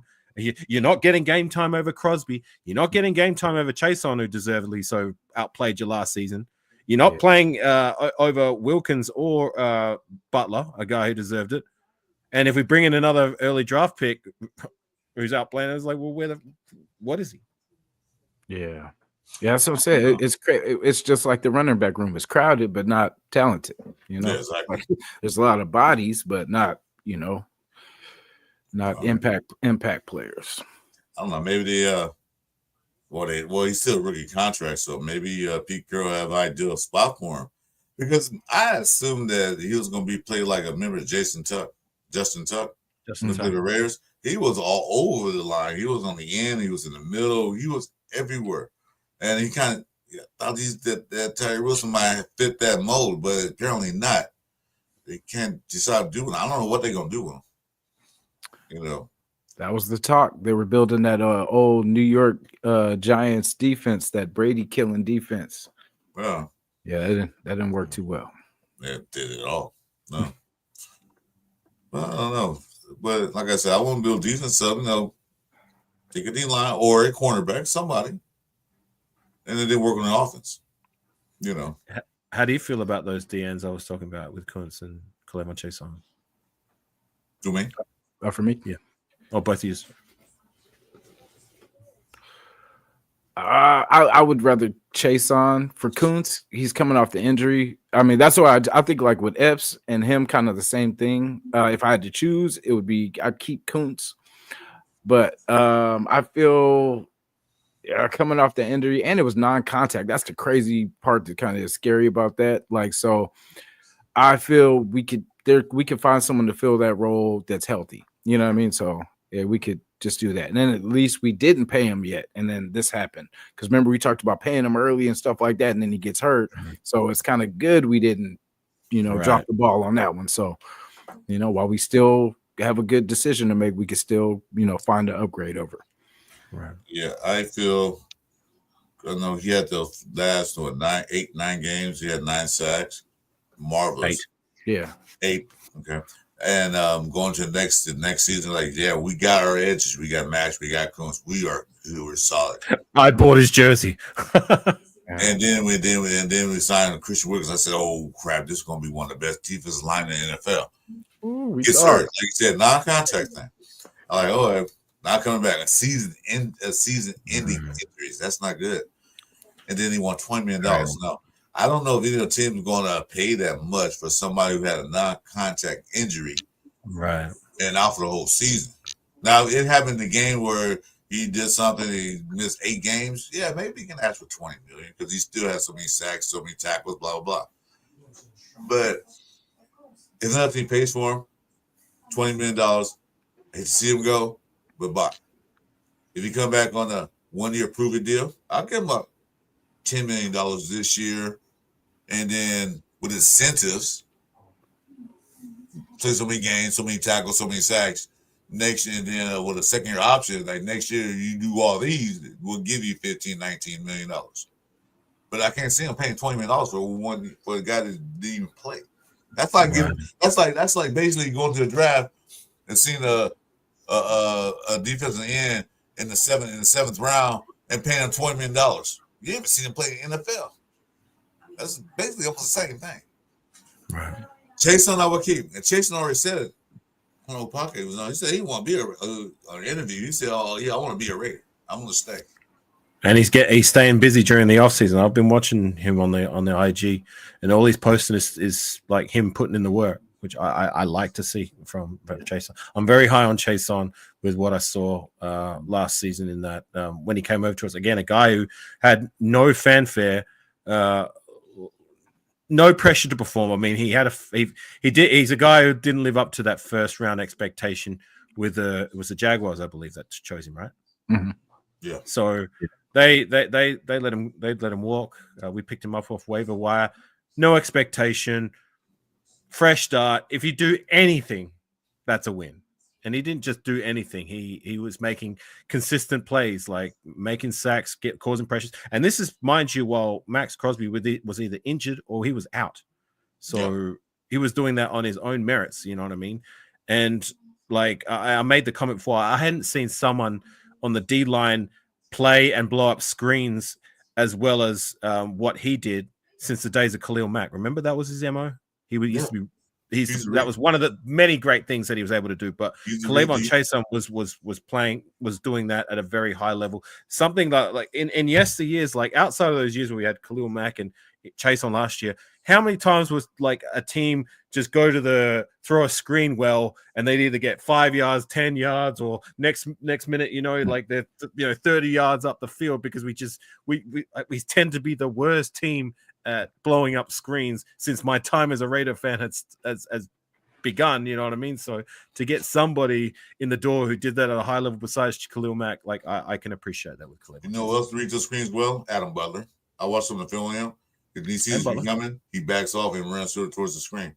Right. So Jason do exactly the same thing. He looks at, they're going to run the screen. Goes there, either bats the ball down, or the guy catches it, hit him immediately. Causes an interception. It causes an interception. Yeah. That was a hell of a play. One of the plays of the year. Read screens. Like you said, we had nobody do that. Because the screens always went opposite of Max Crosby. They didn't throw screens to his side, they threw the other side all the time. Like, no, we're not going to let Crouch rush in. They want those screens to the other side. So, but yeah, this guy's great. Those two guys, I don't care whatever they do with Murray. I mean, not Murray. We were talking about Wilson. Tyree, yeah. Tyree, he gonna be on the team. He's a real contract. Those two guys is a must. Spillane, a must. Right. Those three guys on defense. Those three guys keep those. Everybody else work out something. They don't work. Bye. We got to keep Diablo. Who? The Hall of Famer. Hey, they know. They know. You know when he said a master, you made me think of a song I was just listening to on the drive. I was about to shut the I said, I'm out of here. you know that I can't do this. I can't watch no more. Yeah, people know how I feel about Diablo. He could go any day. He's in the Andre James and Zamir White boat for me. Hey, shout out to Raider Ryan. He just became a member for my channel. I appreciate you, Raider Ryan. Much love, my friend. Yeah. Thank you. Nice. So there were some good questions, man. Good morning. Yeah, there was. Oh yeah, this was said. Look into the shout out to Tony, man. Look into the crystal ball. If the draft is today, who do you pick? I'll let you guys. Can I just say one last thing while we were talking about Chase on and that? Like, I'll make it short because you want to move on. The play from Chase on last season, it showed me like flashes and shades of like, I can see why the Jacksonville Jaguars took him in the first round. Like I had quite a few moments where I felt that way when I watched Chase on making plays. They're the kind of things that I wanted to see. I wanted Tyree to have that moment where I felt like, you know what? Now I can see why we used the first round. So I still have not had that moment in 2 seasons, the way Cleveland Chase on in what half a season was able to produce. So just saying. But anyways, you want to move on. Well, you know what? Like I said earlier, some players need a change of scenery, a change of coaching staff, a change of play style. Jasper's body didn't play in the right way or put him in the wrong situations. He came to the Raiders and Patrick Hunter said, "This is what you're going to do. That's what you're going to do." That's exactly what he did. Because some players just need to change the scenery. Because you know how Raiders always let go players. They didn't play too well for that. They go somewhere else and they fucking balling out all the time. That's what a lot of teams. But I'm just using Raiders example. This didn't change the scenery. He came here. He was happy, and he wants to come back. He not saying, "Oh, well, no, I think I'm gonna go test the free agency market. I'm going to do this." No, he said, "No, I want to be a Raider." Right. So he's comfortable here. He's excelling here in that small sample size, and like there was no pressure on him to succeed. Like I said before, if he did nothing, whatever. If he did anything of note, that's a win. Yeah, we didn't draft him. Even just one play, one sack, I would have been cool. But the fact that he did more than that. We didn't draft him, so it was no big loss to us. Like, we didn't draft you, so if you play well, great. If you've done well, we'll see you later. Yeah. So we're now like at a point where like we were worried what we would be doing about Malcolm Kuntz by the end of the season. Now it's like, well, we've got a guy. If we can't re-sign Malcolm Kuntz, like as much as I love Malcolm Kuntz, like I said, I bought his jersey. I'll be like, okay, well, if we re-sign Cleveland Chase on, then once a Raider, always a Raider. I wish you the best, but I'm cool with that. What's the other guy? 49. Who was Snowden? I was gonna say we even got him as a death piece. You know what I mean? And man, remember the Browns game? He was the one that sealed the deal. Right. He had a good game that game, and then after that didn't do much. Yeah. After that, he's a situational. Yeah. But look what we did though with somebody that we didn't even. You know what I mean? He played good on certain days. Some days, like you see, he's also next day he's like not even showing up. He's one of those guys you plug him in like a certain situation, like get in there, right. Or get somebody a breather right quick. He's one of those guys. I think they signed him too. It was a telling thing for me when, like, especially early in the season, when he was getting more rotation than a healthy Tyree Wilson. Like, I mean, come on, this is a guy. He was like what a UDFA or whatever he was. Like a guy who's fighting for his should have been fighting for his roster spot. He was fighting for his roster spot to getting more snaps because he outplayed Tyree Wilson. Granted, his second year, but I mean, come on, you're a top 10 draft pick. Practice squad. You mean to tell me you cannot outplay that guy? Yeah, for snaps. I mean, I'm not asking you to be all pro bowler by year 2, even though that's not, that would be the bullseye for a first round draft investment, but you can't even beat that guy for snaps. I mean, come on. And that's no shade to Charles Snowden because I don't mind it, but you know what I'm saying? Yeah. Yeah, well, what we have, I mean, we can. So say okay, so that's where you guys are with the question of the first Sorry, pick. he asked about the draft. My bad. Yeah, yeah. No, you guys would go defense or offense. Did Chris did you answer? My bad. Oh no. I said defense, but me personally, I'll take defense. Okay. I'll take I'll take either at number 6. I wouldn't take a cornerback, but I'll definitely if Grandma Carter's there, I'll definitely take one of those two guys. If they're not there, then I'll move on from defense. Okay.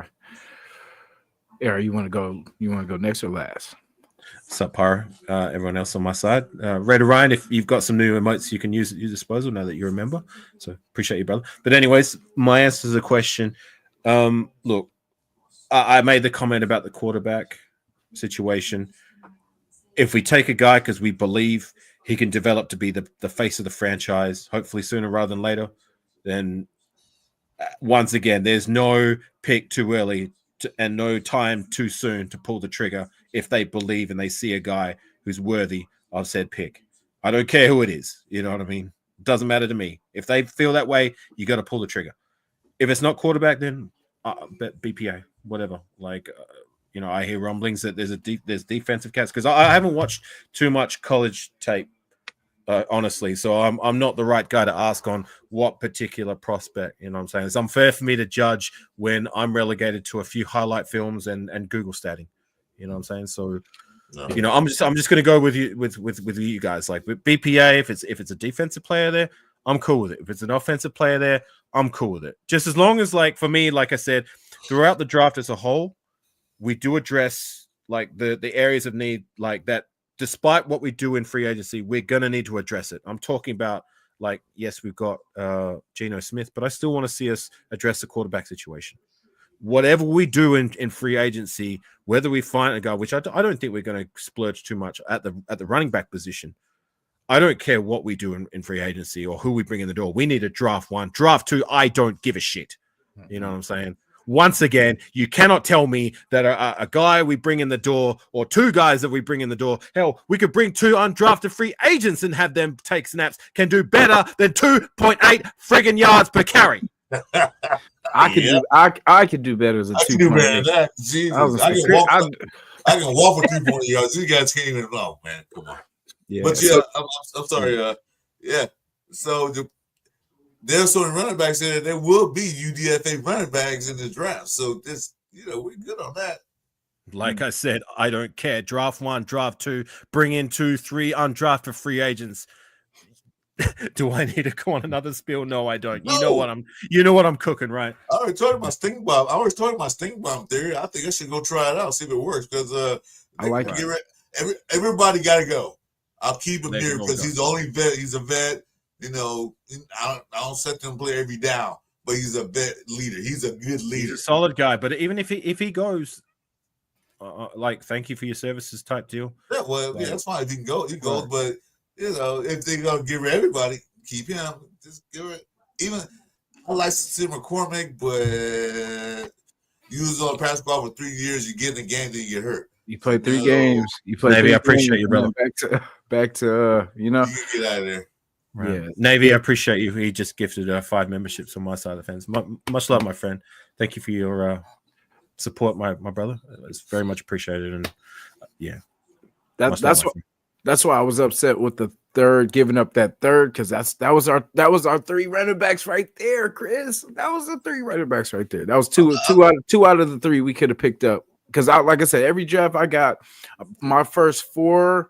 The second kind of depends on who's there, but T-Mac is usually my first, and then I it varies for the second, but third and fourth I double up on running back. I get Henderson and I get Judkins, and I mean, if we get that linebacker, we can have a cold running game, because that's my key. Is let's get this damn running game going. Add a weapon, add a wide receiver, and get this running game going. Get us some good backs. Clear out this crowded running back room and let's get some youth. Let's get some Jason, do me a favor. I want to be done yet, and you and AR do me a favor. Look at Pete Carroll's history at the NFL. What he does in the draft. The guy moves around. He don't stay in one spot. He'll trade a third. He'll trade a second man for 2/3 and a fifth. He'll trade a fifth round for a couple of sevens. He does not sit still. He moves around. So we lost that third this year. I'm cool with the third round and getting a veteran quarterback. I'm fine with that. You know, if it's the alternative. Plus the news that AR gave us that we got to save $31 million. Oh, even better. So third round was the Diva Adams trade. Yeah. So I'm good with it. We'll probably get that back and more. Because Pete Carroll does not sit around the draft. He's not a Tom Telesco type guy. He like, well, we won't trade. We'll just sit here and get the vet. No, we're moving around. We'll get some more picks, some more bodies in this room. That's what he's gonna do. And like I said, there's so many running backs, man. God, it's ridiculous. I've never seen this. Now I've been a football fan since the '70s. Okay, and I didn't watch that many drafts because drafts wasn't that big then, really to watch. But I've never seen so many quality running backs in a draft this year since this year. Never. I look forward to the running back situation for the Raiders. Mm-hmm. You know what I'm saying? Because I hadn't been excited. I was not excited or impressed at all leading up to last season. And I was hopeful it would be reasonable and like all these people's confidence in this running back room by committee would be warranted. I didn't want to be right that I didn't think that they would amount to much or even come close to being suitable replacement for Josh Jacobs, and it turned out to be worse than I could ever possibly imagine. Like being dead last in the league and having the worst feature back, like I said, like how many rants on Zamir White, but it's not just him; it's the running back room as a whole. Like I've never. In my time as a fan, and even beyond that, when I've gone back and watched classic Raider football, we've always had at least one running back in the room that we could rely on, or that was either very good or that seal of excellence, or at least like in that like upper tier. We'd never been downright terrible the way we were last season. I don't want to see that kind of situation again. So I'm excited to see what they do. And whoever they bring in the door via the draft, and even the undrafted free agents, I'm going to be more than excited to watch how they turn out. Because like I keep saying, surely they can do better than 2.8 yards per carry, even as a rookie. And what did AP say at the beginning of his coaching cycle when he like stand up? Well, we're going to be a running team. Okay, then why in the hell you didn't draft running backs? Why didn't you keep Josh Jacobs? The best running back that we've had, you know. You can still draft running backs. You draft Dialabi. Yeah, he's a good spokesman. I like the kid. He's a nice guy. I've never met him. McCaffrey 2.0. But he played at a D3 school. Not too many people really come out of D3 schools that are running backs. Did he ever take another snap after he fumbled the ball? Nope. Yeah, he took another one, but special teams, he had the return after that. Right, he had a good return. That was one thing I liked. Semi redeemed itself from that. Yeah. Well, for me, like if Dylan Lobby's best chance of maintaining a spot on the roster would be if he could solidify that return role in preseason. Yeah, like I'm willing to give. It might sound like I'm giving up on Lobby, and that's not it at all. Like once again, like I go back to there's got to be a bare minimum expectation with these players. I'm not even talking about the high expectation of Dylan Lobby being the next Christian McCaffrey, whatever it might be. But Christian McCaffrey 2.0, that's just nonsense. Like that's ridiculous having that kind of expectation from a guy who came from, to your point, a small school. But if you're not living up to that bare minimum expectation, like you can't even get snaps over a guy like that Collier guy in the last game of the season, and we bring in guys in the door via the draft process or even these undrafted free agents. If he cannot beat out at least two of these other young cats we bring through the door next preseason, then you got to bounce. You got to go. Yeah. Same with Sincere McCormick. Like Sincere, he proved to me he can play. He played exceptionally well. But at the same time, like this dude had been sitting on the bench, literally on the practice squad for the last 2.5 years. He gets his chance, plays 3 games, plays well, mind you. But he's out again. He's gone again. He's just sat on the bench for 2.5 seasons. I don't have anything against the lobby, but I just, like I said, he came from a smaller school. He did well. But hey, bro. But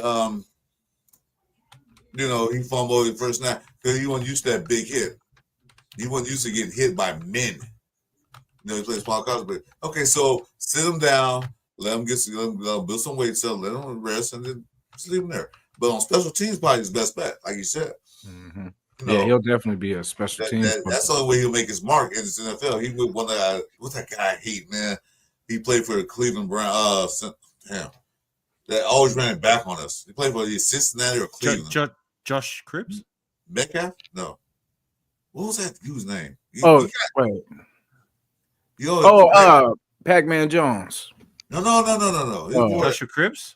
He was a special team guy. He always ran the ball back on us. He played for Cincinnati or Cleveland. I think, was it Metcalf? I think it was Metcalf. Back in the day. I mean, Josh Cribbs was with the Browns, and he was quite good at that. And then he came over for a season, but didn't make it past preseason. Someone, come on, guys in chat, help me out. Who you talking about? Simpson? Oh, it was a little bit. It was before that. It was back in the day. He played for either Cleveland, or Cincinnati. If it's Cleveland, then you must be talking about Josh Cribbs. No, it was back. It was before that. Eric Metcalf. Thank you, SoCal. Eric Metcalf. Okay. Metcalf. I never heard of the guy, so it must be before my time. Yeah, it's probably before your time. He's each time the Raiders play Eric Metcalf, each time he's kickoff return, I think he punt return too, you cringe because the son bitch will run it back. He might not get a touchdown, but he'll run for 60, 40, 50 yards. Right. Darren Lobby can be one of those guys because he's small, he's fast, and he takes hits, but not well. But he can be another Eric Metcalf. That's the only place. That's the only place he can be. Watch. Go back. Google Eric Metcalf. AR and watch what he does. I will. My analogy would be like I just want somebody. I don't care if it's a free agent or a senior player or a drafted guy, whatever it may be. I just want somebody to solidify that return role, something we haven't had since the days of Jacoby Ford. Like he's been the last guy who put the fear of God in the other teams that he could take it back to the crib at any moment, and he did that on a few occasions. Like we signed Cordero Patterson for a year, who was at the time like the best returner in the game, but then when he played one season with us, the teams didn't kick to him. He never got that chance to return the ball for us. We never got a chance to showcase him, and then he was off our roster after one season. So I just want somebody to solidify that role and excel at that role, like even be half the guy that Jacoby Ford was at the kick returner. Because, I mean, Hunter Renfrow, he was a punt returner, and he did well enough as that punt returner. But I want someone to excel at the return game, much like Jacoby Ford did. And even, a guy that wasn't excellent at the punt return at wide receiver, but he was on punt returning specifically. Remember Johnny Lee Higgins? Mm-hmm. Yeah. That's the wide receiver I was thinking of. Right, Johnny Lee Higgins. Like Higgins and word on the streets, easy, like from Stu Schwaggart. Shout out to Stu. You know Stu Schwaggart, right, Chris? Mm-hmm. The old safety for us. Mm-hmm. Yeah. Swagger, well, he podcasts now. I've shared the panel with him on a few occasions. He shares some insight on like certain stuff that like pertains to like being. He was actually a player, and he would know a lot more about the things behind the scenes than what any of us would. And one of the things he shared was like with Johnny Lee Higgins is that like he was very athletic, had God-given talent, but like he was like when it come to being the sharpest tool in the shed, he was like the complete opposite. Like he was a little cuckoo, and I think maybe that might have hindered his play. But as a returner, he was lights out. Yeah, this was a good one too. Says what would be funny? Everyone's thinking we are getting a second and third choice on the coach and QB, and I think that turns out to be the right moves.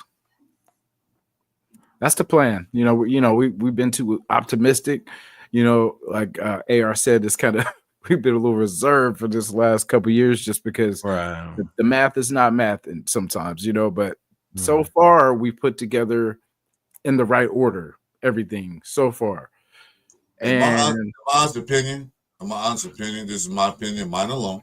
I don't think Pete Carroll was the second choice. I think he was originally the first choice because they interviewed him and they tried for Ben Johnson. Ben Johnson didn't want to come for an interview until Barry said, "Come on in." We didn't even call him. Huh? We didn't even. Mark Davis came out and said we didn't even pick up the phone for Ben Johnson. I don't think he was the first choice. I think Pete Carroll was. He wasn't even the choice at all. We didn't even pick up the phone. Oh yeah, okay. Well, there you go. So I don't think it makes it even more funny. Like all these cats that were out there saying, "Oh yeah, the Ben Johnson signing is imminent." Inside reports. Yeah, he's oh my god. Yeah. I don't think Pete Carroll's the choice because they interviewed him. He came in, he talked to him. I think he's already the choice. They hasn't named him yet, but but I think he was a choice. He wasn't a second choice. Like Getsy was that fifth choice at OC. It wasn't like that. Oh, God. And then you guys were. I don't know if you guys know this. I didn't know it till like a couple weeks ago that they wanted Chip Kelly originally before Getsy. Chip Kelly didn't pick up the damn phone. I said, no, I ain't there. He said, hell no. But then Chip Kelly won that chip. Guilty, congratulations. And then he saw who was on the coaching staff. He saw what's going on. He saw, Pete Carroll, I can play. I can do this. And you know what else he saw? Be a coach. He wants to be a coach. He's back in the NFL eventually. So yeah, I can do this. You know what else he saw? Now with AP, now with the organization now because they're shit. So I'm not going there. Because if he came there, they would make him look so bad. He would not get another head coaching job because they're like, you shut the OC. Why should we hire your head coach? So this is opportunity for Chip Kelly, which I don't care. You know what else Chip Kelly saw? What? Oh yeah, that works sometimes. Money can't buy you happiness. Yeah. Well, to your point, he went. Sorry. Oh no, good. No, but still, oh no, even the money or not, he still wouldn't have came. I mean, they're gonna pay Stafford $100 million. Did he come here? No. He's gonna pay more than around played him. They didn't come here because of the money. You pay him for comfortability and make sure his legacy stays intact. You always want to go as a winner. You don't go as losing this quarterback or losing OC or losing his head coach. You want the legacy. And so Chip Kelly said, I can do my legacy there. Pete Carroll did 3 years. Maybe if I do well, where we score 35 points a game and blow people out, I might get a coaching job. Was that the last time he'd been involved in any kind of coaching capacity? Was the disaster of his head coaching tenure with the Niners? Is that the last time he'd been in any form of coaching capability in the NFL before he re-signed to us and went back to college? Niners did him dirty. Niners didn't pick his players. They did him dirty. Right. Whatever it may be, but like, did he have any other like assistant coach or whatever coaching opportunity in the league before, or did he just go straight back to college? After that Niners disaster, he was done in the NFL.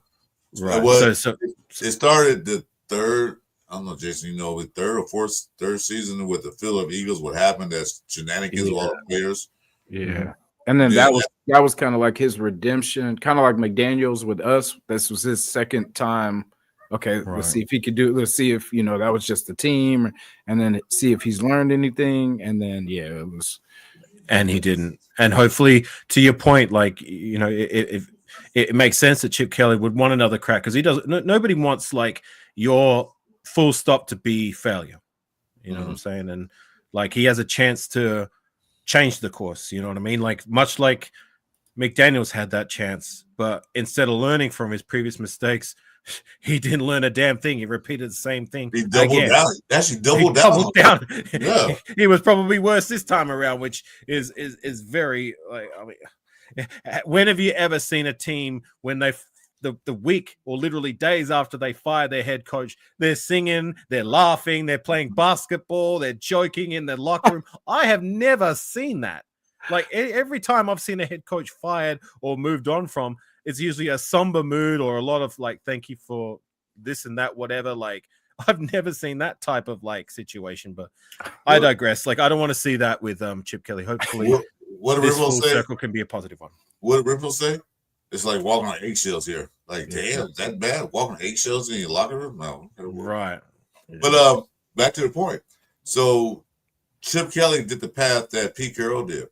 Pete Carroll was a horrible NFL coach his first couple of years. What he did? Go to college. Turn USC program around in 2 years to the national championship. Did good. Left there for some NCAA crap that was going on. Okay. Seattle turned them around, turned them to Super Bowl champs. Chip Kelly said, "Well, I don't think I'm gonna get a head coaching job in the NFL right now for my record for the past 2 teams. Let me go be OC, which he was good at. He went to Ohio State. Where was he before as a head coach in the NFL before he came back to coach Seattle? Pete Carroll, Patriots and Jets. Was he was a head coach? Yeah. Okay, I did not know that. And those teams were the Patriots were lousy anyway, but he was the head coach there. They were they though? Wasn't that during the Tom Brady era, or was that before then? Before. Okay, Brady. So was this in the 90s? Yeah. Okay, I did not know that. And he also coached the Jets too. That was horrible, and they still horrible. But anyway, so he left, went to USC, turned them around, got men down, national champions. Yeah. Seattle Super Bowl. So Super Bowl. One of the greatest defenses of our generation. Yeah, he learned some things going back to college. He learned how to deal with players. He learned how to communicate. He learned how to get the right people in the right places. That's what he learned in college. So Chick-fil-A is doing the same route he did. NFL, I did good the first couple of years, but after that, it fell apart. Because before NFL, he was at Oregon. Man, I'm a UFC fan. He used to throw like 60 points on a seem like, because he was a great offensive guy. So he said he brought the NFL. It worked for a little bit, but then it fell apart. First of all, totally fell apart. So he go to college. What do he do? Gets his people in place, win the national championship. So now, full circle, he's still be a head coach.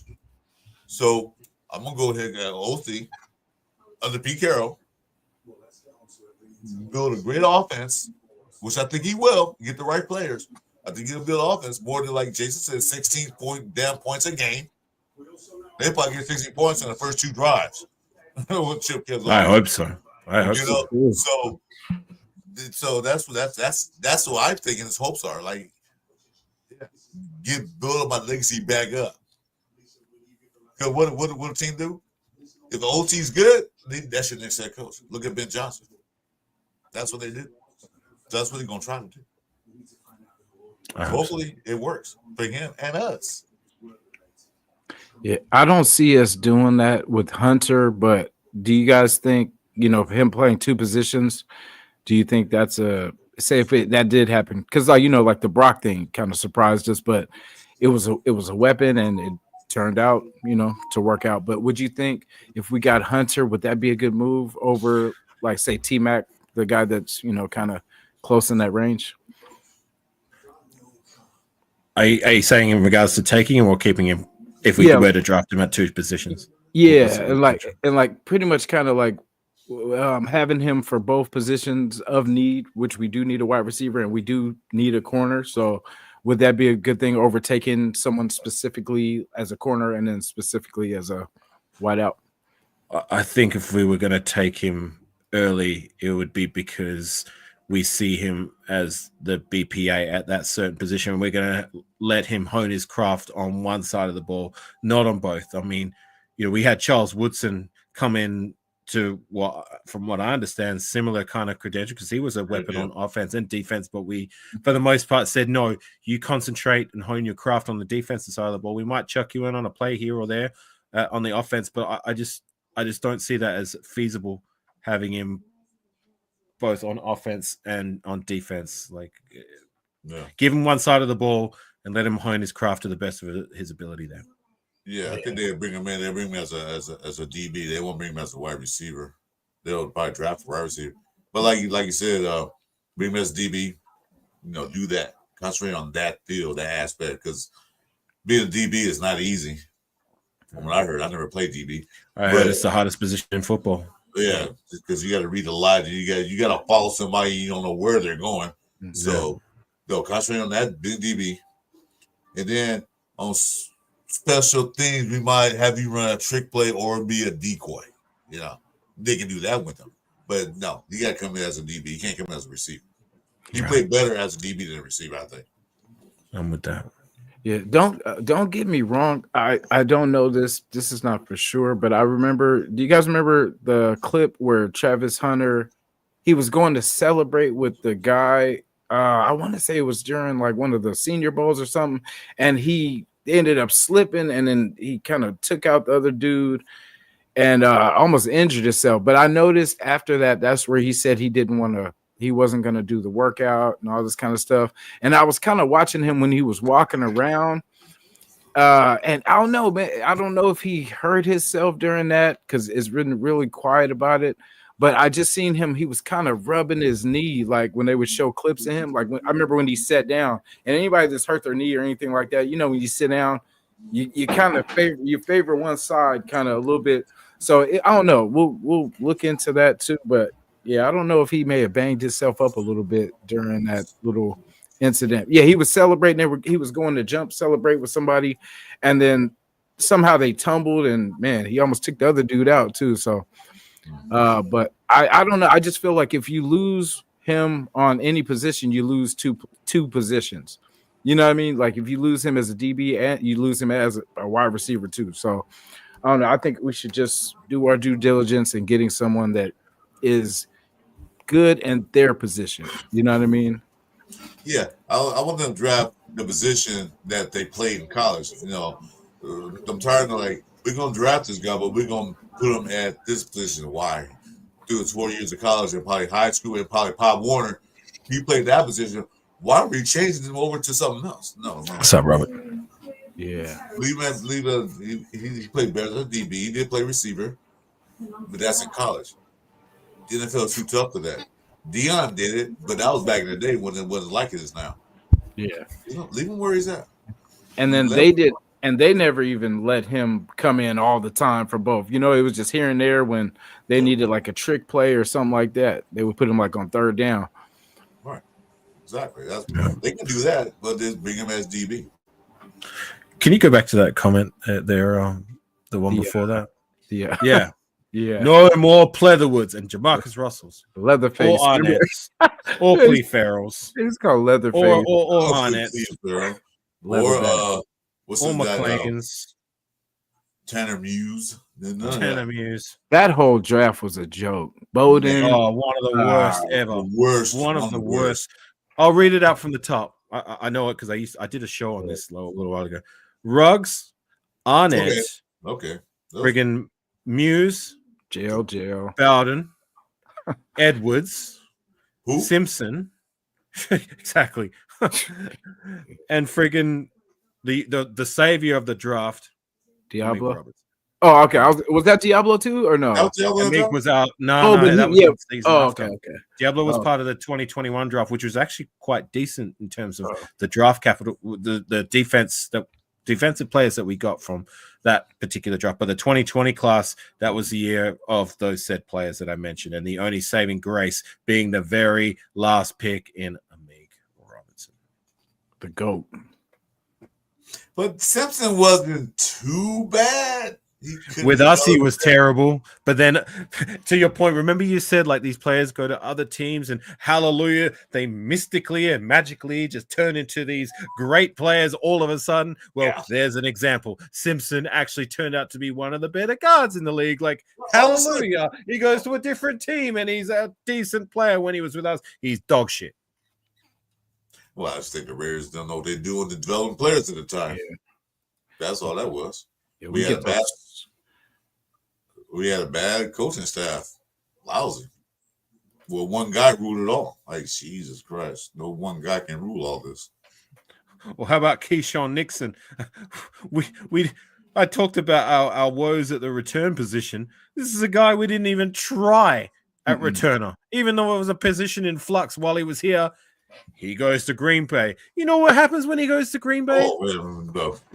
Rich Bisaccia says, okay, well, now that I'm here, I'm going to turn this guy into a returner. Something I didn't do as a Raider. No, I didn't. But while he's here at Green Bay, I'm going to turn him into a returner. And you know what? He's not just a returner. He's a friggin' all-pro. The best in the goddamn league. Yeah. That's what do. Like I said, the Raider camp was to be the rehab camp. I call it the Raider facilities. I said it for Raider rehab facilities. Because one thing, we'll get a player that come in there with development, they go somewhere else and be stars. Or players that's only down years, Raiders pick them up, make them decent, then he goes somewhere else and be a star. So we just like a turnaround center. Like, just come here, we'll build you up and we'll see you somewhere else. Like, Arden Key is another example. Arden Key is another example. A guy who I used to joke and call him Arden Almost Key because it's just a case of almost there. He can never quite finish. He goes to other teams. Hallelujah. Mystically and magically, he figures it out. He's finishing sacks. He's making plays. And he's not an all-pro Pro Bowler. He's actually quite a good player at his position. Just another example. Yeah. Keys, all that players like, come on. But I don't think that's going to happen now. I don't think that's going to happen. On that note, I got to get up out of here because I got to be up for tonight's stream for your time, but this morning's stream for me. That's when we're going to have our game stream. That was supposed to happen this morning, but unfortunately, Critique had some internet issues, but they should be rectified by tonight. So if you are up later on, I think it's God, I got to do my maths. 6:30 my time. You're on the Pacific, so 6:30 your time. Because Critique just told me you guys aren't on daylight savings anymore, so that's just throwing me out of whack. I'm gonna have to figure out. No, we are. We changed. Oh wait, that's right. I thought they did get rid of that. No, they still happen in California. Oh, okay. Because I remember the talk. I was like, damn, how can you just get rid of something that's been there for, you know what I mean? What time is it in California at the moment? Right now it is 10:19. 10:19. Yeah. So before you guys, they were 4 hours behind me. Now they're 3 hours behind because it's now 1:19 here, 1:19 a.m. Yeah. Oh, okay. We still have to. We voted to get rid of it, but they still kept it. Like, we did say no, and they still kept us up. All right. Well, I think it's 6:30 p.m. your time, so that would be 8:30 Central and 9:30 Eastern. Well, I got some notifications, so we need to pop in. I'll jump in. I got something to say. You better win. That's what I got to say. I know. I know. I called my shot, and I'm getting tired of eating Vegemite. I'm going to keep trying until I finally get him. I'm going to get him. And hopefully it's tonight. So, guys, if you guys want to have some fun with me and Critique, you know how we do it. So that's going to be us tonight. I already shouted out the times. I don't need to repeat myself again. But thank you for having me on, Jason. Really appreciate you. Chris, we've only known each other for such a short time, but I feel like we bounce off each other really well. I really like your vibe and your takes, and it's good to see you, integrate yourself in this YouTube scene, and you've done so uniquely and very well. So I appreciate it, man. Thanks, and everyone in the chat, salute you all, especially the new members. Was it Raider Ryan, as well as my guy Navy? Salute to you. You gifted 5 memberships, which I really appreciate. And the new members, I think Pyro's one. I'm not sure who the others are. But anyways, I'm out, gang. You know what time it is. Raider Nation for life. Win, lose, or tie. It's Raider Nation till we what, gang? There we go. Let's go. All right. Peace, chat. I'll catch you on the later. Show. All right. Yes, sir. Appreciate you. Man, Chris, here we are. Yeah, man. I just woke up this morning and I saw you on. I said, check my phone. My phone was locked up in my fan cave here. I'm like, where's my phone? And I saw oh shoot, you sent me an invite. Let me go. Yeah, because so last night I was gonna go on. I think it was 6 or something like that, and I was like, okay, man, let me take a little nap because it was the whole wallet experience. And then because when I came back home and I seen I didn't leave it here, I just went to sleep because I didn't want to be tripping and all this kind of stuff. So I went to sleep. It ended up working itself out in the morning, but Just by the time I got it, I was mentally exhausted just from the stresses of the whole situation. But I got it back, so we good. That's fine. You know, yeah. It So it it was wasn't like, still talking about the Raiders. The show was more about the history of the Raiders and what we like. That's what we did. Me and Jeff. It was more or less. We didn't really talk about today's issues or Geno Smith. We didn't talk about really none of that. We touched on a few things, but it was just one of those shows. We just want to tell people that don't know the Raiders history what we went through. yeah. So that's all. But yeah, it was fine. It was a nice show. We're gonna do it every Saturday. So Yeah. everybody's welcome to come in. Yeah, I think you came a little later, but we talked about the Geno, Geno move. Like, are you good with it? I watched some of you guys. Like I said, I woke up and I saw you guys were on. I saw like the tail end of it. Yeah. My thoughts on Geno Smith. I'm also gonna make a video later on today. I still am about that. Okay. Geno Smith is a veteran quarterback. Yeah. What a nation crave for? We need a vet. We need a vet. We need a vet. We got one. Mm-hmm. So what are you complaining about? But then I saw one podcast. I'm not gonna say who or when. Yesterday, really disturbed my noodles. I was like, "What the hell are you talking about?" First thing he said, "Oh, he threw 15 interceptions last year." Like, so what? It was a different coach, different system. The offensive line was trash. They were ranked at the bottom of the hill, like we were. Mm-hmm. And they had no running game like we did. He had to throw the ball. And they're going to be picks. But yeah, you want to, and then they talk about him paying him before the news broke. Then they're going to pay him $40 million. But you'd rather pay Stafford $100 million and Sam Darnold $50 million. Darnold, he's a backup quarterback. Only reason he started because the quarterback they was going to start got hurt. Geno Smith is a starter, so I'm good with it. I'm not. I didn't jump on my chair and celebrate like, yeah, Super Bowl, yeah. I said, good. We got a veteran quarterback. Now let's go draft one, so they can sit behind Geno. Even AOC can sit behind it and learn something. So I'm happy with it. Yeah, and then that's why. And then we found out a little bit later that the contract. So I'm glad I didn't go on here and rant when it first happened, because my thing wasn't, like I was saying, it's not with Geno Smith. My thing was that we gave up that third, which was a very expensive, because there was the talk that he wanted 40 million and all this. So I'm like, okay, so we're gonna pay him and give up a third. That's a little steep, like, but I see they pulled the trigger. We don't owe him this year. They're covering the tab. So basically, we could squeeze something, and we're competitive. We don't have to worry about, the rookie kind of going through his woes. We can compete now, which, Raider Nation, we love. You know what I'm saying? That's what we always want to compete now. So now, now I can look at it like it was an extra pick, and we actually came up. We got a starter out of it. Because either way, if we did it with the first pick, second pick, third pick, fourth pick, somewhere in there we had to get a starter. So we can now double. If we do go quarterback, I get it, because then now we're set. That's one less thing we got to worry about. We're good for this year, and we got a future. You know what I'm saying? Possibly. Nothing is for sure, but then we can build around and finally move away from saying we need a quarterback. We need a quarterback. We're like, okay, finally, that part of it's good. Now let's get this line bulky. Let's bulk this line up. You know what I'm saying? So now it's okay, but we got to get bigger. We got to get bigger. We got to start pushing people around, getting this running game going.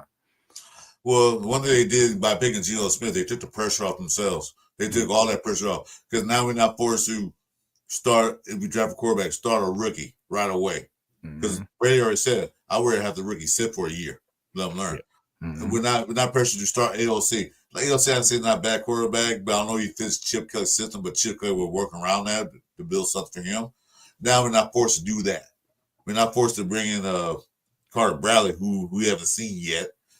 So now we got, okay, if all this fails, we don't draft the quarterback and we need, or AOC don't work out, we got Geno Smith, but I think Geno Smith is a day one starter anyway. So when that quarterback talk is done. We're done with that. Okay, so I'm happy with that. Now like you said, the line, the running backs, the receivers. Now we can work on that. Yeah, and that I'm excited for that part now. Now because now it's fill in. Now it's fill in with get. I think we'll get Lockett before we get DK. In my opinion, I think that it's just more. It's cheaper. You know what I mean? Than the pick, giving up the pick and having to pay him. So, the smart move would be Lockett, which is a free agent. So, yeah, he won't cost that much at all. So, yeah, he's a little older, but he's still a clutch receiver. Yeah. I don't know how his speed is now. They really watch Seattle. So I don't know. My wife is a 49 fan, so she watched Seattle all the time, root against it. So I didn't really watch the games except she watching them. So I don't know what his speed is, how fast he got pick up. We knew it. Besides Tugger, we need a downfield threat that's a 50-50 guy. Yes. That's why I like T-Mac is that, just because it's not that he's going to save the franchise and all that, but he gives the element that we don't have. You know what I mean? And he's one of the top receivers and he's got the size. I mean, there's nothing that really we talk about the separation, all that kind of stuff like that, but we just need an easier target for our quarterback to get to.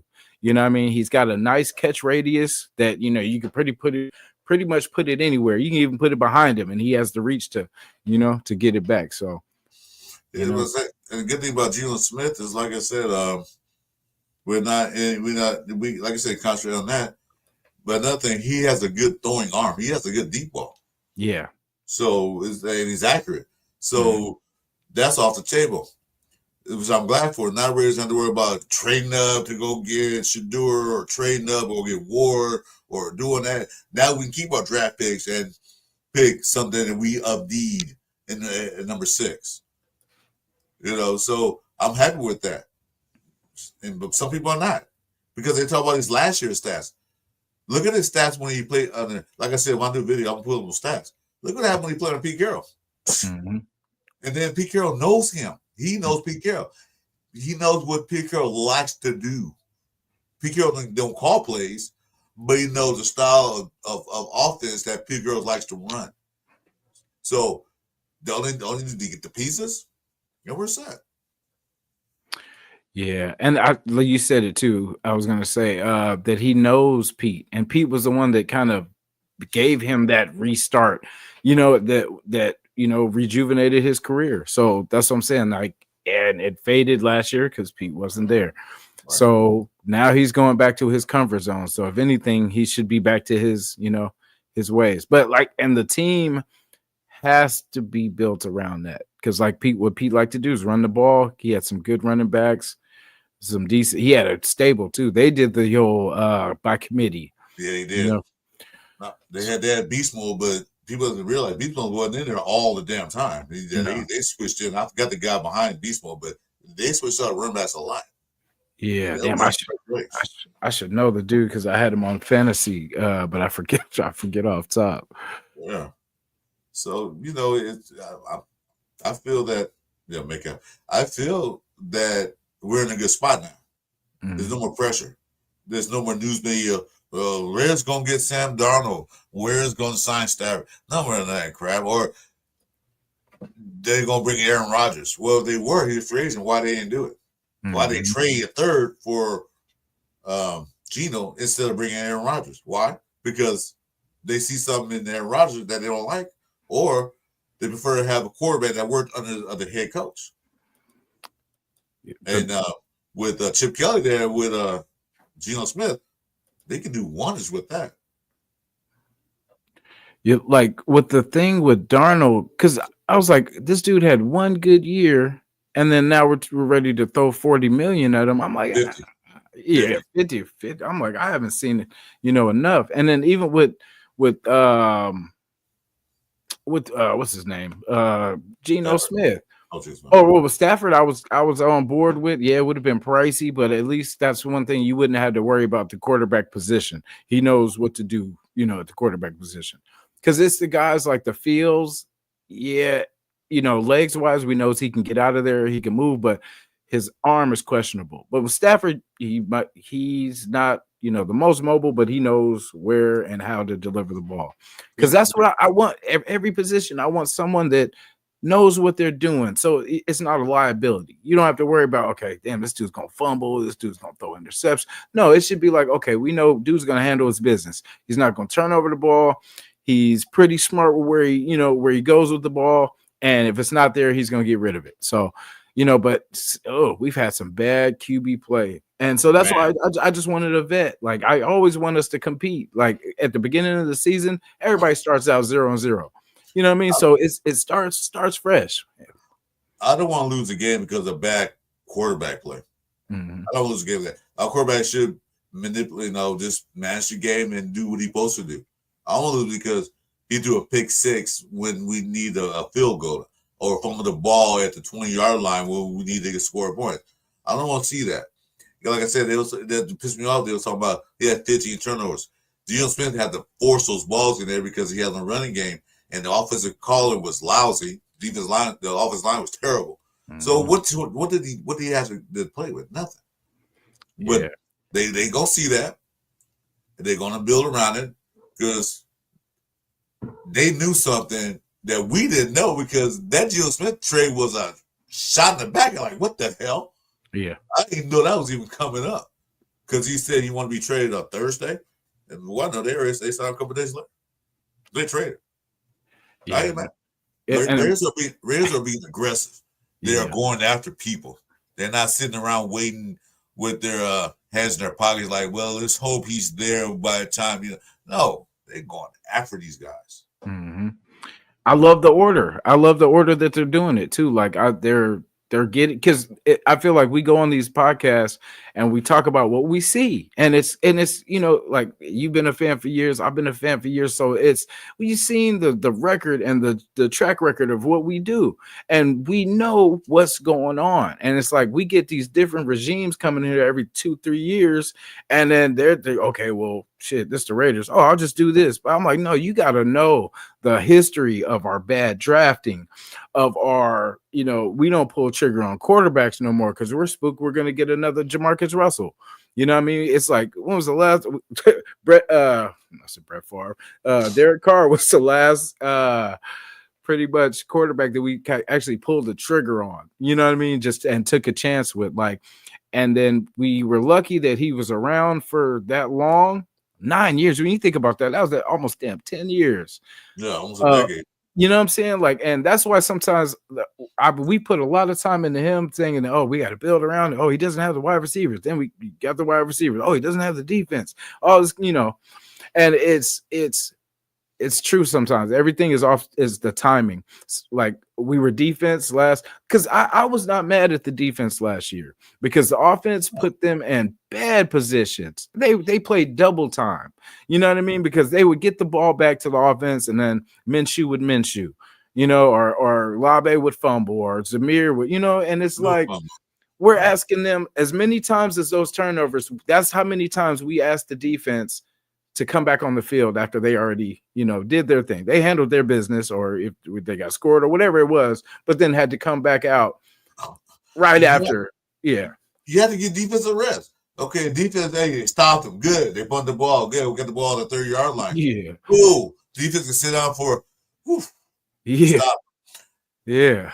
Then all of a sudden, by the time they finish a half a cup of water, they're right back on the field. Yeah. And you know what you don't get better with? When that happens, you don't get to look at the drive before that and be like, okay, oh shit, so this is what they're trying to do. Because you sit down, and then hey, they turned the ball. We got to get back. Ah, damn. So you don't learn nothing. You don't get to. There's no teaching moments. You know what I'm saying? Like, that's why it was always just like, and then no wonder we looked lost the second time around, because we didn't learn from the first time. Right. Because we weren't out there. We weren't on the sideline long enough to learn. So. But you know what I blame all that crap on? It starts from the top. Mark Davis, like I keep on saying this. I'm gonna say it until Mark Davis is not a football guy. He's a businessman, a good businessman at that. Mm-hmm. He doesn't do football. So what he do?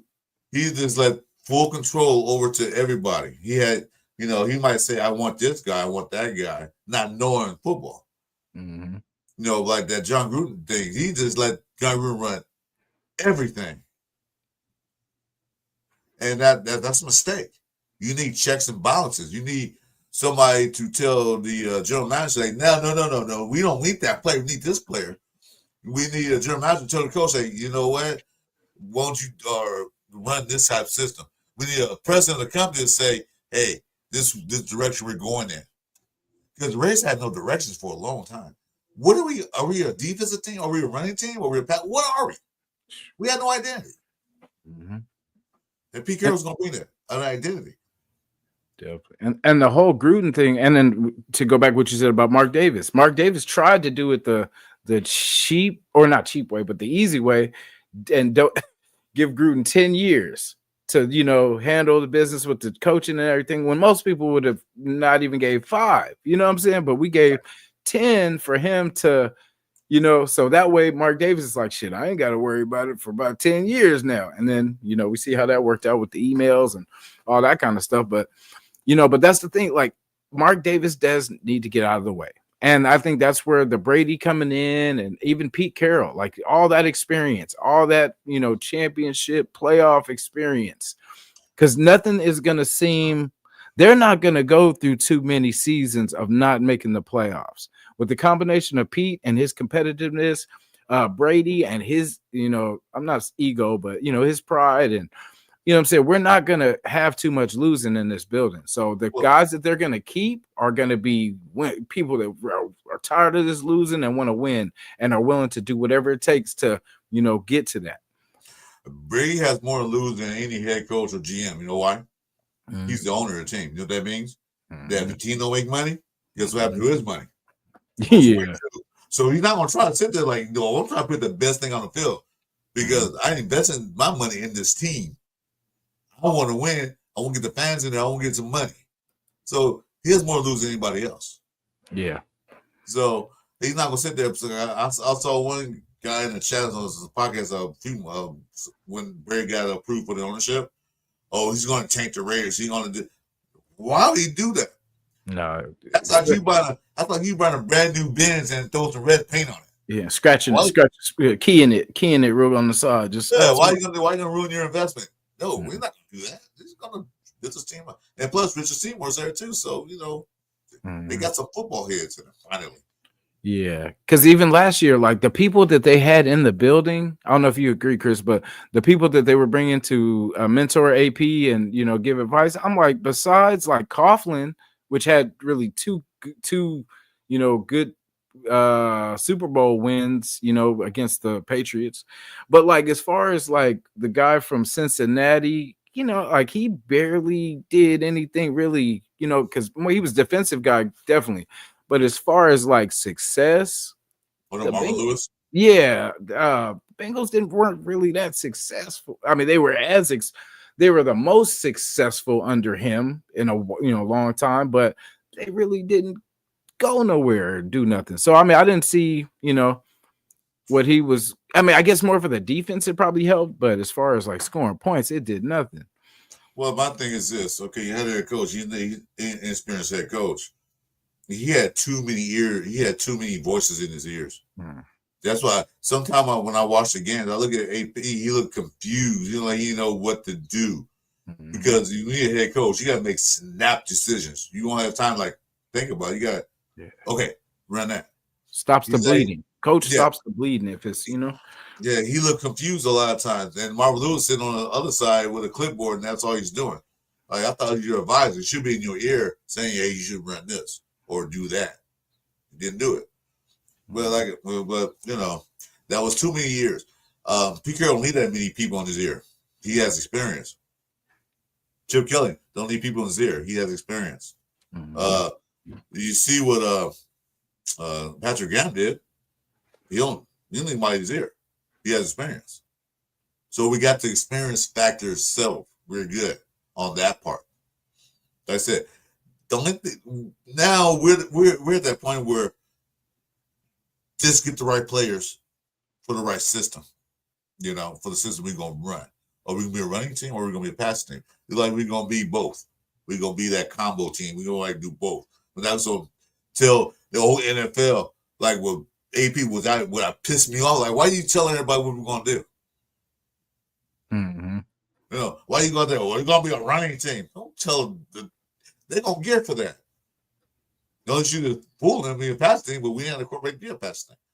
So I think we're gonna do both. We're gonna like run pass. We're gonna do it all. Yeah, definitely that, and when we get I guess new coordinators and stuff like that, teams study that what they used to do, the last 3 years or whatever. So I'm like that too. I don't like telling teams what we're gonna do. You're just gonna have to stop it. You're just gonna have to see it and stop it. You know what I mean? I'm not gonna tell you, our game plan. I'm gonna be just like what's the name? Belichick. You're gonna be wasting your time. I'm gonna just spin you around, but I'm not telling you what we're gonna do. Nothing. Yeah. They'll ask me in the day before the game. What's your game plan to play the Bills? Play. You gonna run? They're the worst running defense in the league. What are you gonna do? Play. I'm not telling you shit. You don't even defense, special teams. Yep, that's all you did. That's all you did. And they be out there like, we're gonna run. Yeah, okay, well, team's gonna put 9 in the box, and then we're not gonna do shit. Damn, quarterback plays lousy. So what we gonna do now? Yeah. And then when you said we're gonna play physical, you can't play physical line at 290. You know what I'm saying? 290 pounds. You can't be physical against 330 pound, pound guys. It's just, I think part of them days are numbered because they'll probably keep him as a backup because he did play center, so maybe that's why they let James walk because Parham can't play center. He did decent. He wasn't the best, but I think Parham they're gonna move to center, put that Kappa at his spot, and then they signed Meredith, which he did well last year. I'm glad they kept him. Mm-hmm. He did pretty good. Salute, rap. But that's my opinion. That's what I think gonna happen. They kept Parham. You can be a backup center now. Mm-hmm. I don't know why, but I'm feeling wide receiver is the next move. That's what I feel has to come next. I'm not has to, but I feel like that's something that everything points kind of to wide receiver right now. Like we need another, just one more, just to feel a little bit more secure, like a free agent, and then draft, of course, and then running backs. Fill up. So you think they're gonna sign Lockett? I wouldn't be mad at that at all, really. It's cheaper. Yeah, cheaper, and he's fast. DK pretty fast too, as we've seen. He's fast too. But but I think that would be cool. That would be a nice safety blanket for Geno, and then I would feel a little bit more better with him running around. Myers, Mayer, Bowers. I would feel okay with that. Yeah, because we need somebody to stretch that field out because he knows when we were playing. We had nobody really stretch Tucker. They already knew his capabilities. They wouldn't worry about him because some dude put a big safety on his side and he's done. Jacoby's not a down the field threat. I mean, he can get down the field, but he's not a downfield threat. Mm-hmm. Powers can't get down the field, but he's not a speedster. So we need somebody that just to open it up. Yeah, and Lockett can do that. DK, of course, can do that. So we need one guy to do that. Yeah. And then, like I said, draft some wide receivers. We'll build that room up. Remember what? Room up, build the wide receiver room up. Tight ends, if we want to get one later or NGDF, fine, I'm cool with that. But the wide receiver and running back room, build that up, get another guard. Mm-hmm. And I think all those be set. Yeah. And I think Tucker should really go back to that. Not so much downfield threat, but like say screens. Like say if we ran like a double running back, you know what I mean, where he could go out for a screen or he could just get open, where sit somewhere where the linebackers aren't, and then just get loose like that. Because as downfield threat, even though we've seen him do it, I think he's more for those jet sweeps and stuff like that. That's where we should use him, like kind of decoy-ish, because his speed can hit you if you don't pay attention to him. As far as, and I think we need bigger wide receivers going down the field. So that way, bigger targets. And then just use him and I guess we're not keeping Turner. So, but keep those type of, for those sweeps. Like even Lobby, as much as I don't want to put him out there like that, I feel like he should at least be that threat. Use him as a threat. So that way, the threat of him being there would be enough to kind of take the defense's eyes off, what we're really trying to do. Chip Kelly ran a lot of it I didn't watch Ohio State this year that much, but I did watch Oregon because it was a Pac-12. You know what he ran a lot of? Jet sweeps. Yeah. And I like that because it makes the defense, they can't stay in one position. You got to move around.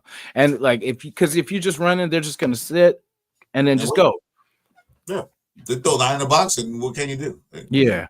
But if you got something that makes them jeopardize that edge, because you always got to set that edge, or it's over for you. So that's the thing. If we have threats like that, but if they're not scared, or whoever say if we have like Zamir White running a jet sweep or something like that, no one's going to care because that's going to be easy fix. He'll probably tackle himself. Yeah. You know what I mean? He triple his own shoelace. I mean, come on. Or run into his own block is what he's known for doing. Yeah, like even I love when we had Jacoby doing them, but it's like if we lose Jacoby, too many times, it's gonna, we could risk injury. But I like him in it because he's so versatile. He could, he could catch it, he can run it, so he's pretty consistent. You know what? He used to be a quarterback, so he can't throw the ball. So yes, that one trick play he had against whose team was that? Where Patriots. He ran it through it to the Jets. Yeah, the Jets or Giants. There's one or two games. AP's first or second game, whatever, when he threw to Diva, when he came around and two Giants. I'll say Giants because I was at the Jets one. I was gonna say I don't remember that one. Okay, it was Giants then. When he threw that little ball, the ball was pretty too. He came right in his hand and just snatched it. So, Chip Kelly loves trick plays. Believe it or not, he loves trick plays. So he's gonna run some trick plays. He's like, he can do that. Oh, we're gonna put that in. And then you got Trey Tucker. Mm-hmm. He's pretty fast. We're gonna do this with him. So the offense is gonna look a lot different than it used to. Than old vanilla. Run on first, 1 yard. Run on second, 1 yard. Run on second, penalty or sack. Run on third and 20. Let's do a draw play. Draw play. Who the hell you? Or even worse, first down, interception. It's crazy. The Raiders in the red zone. First and goal.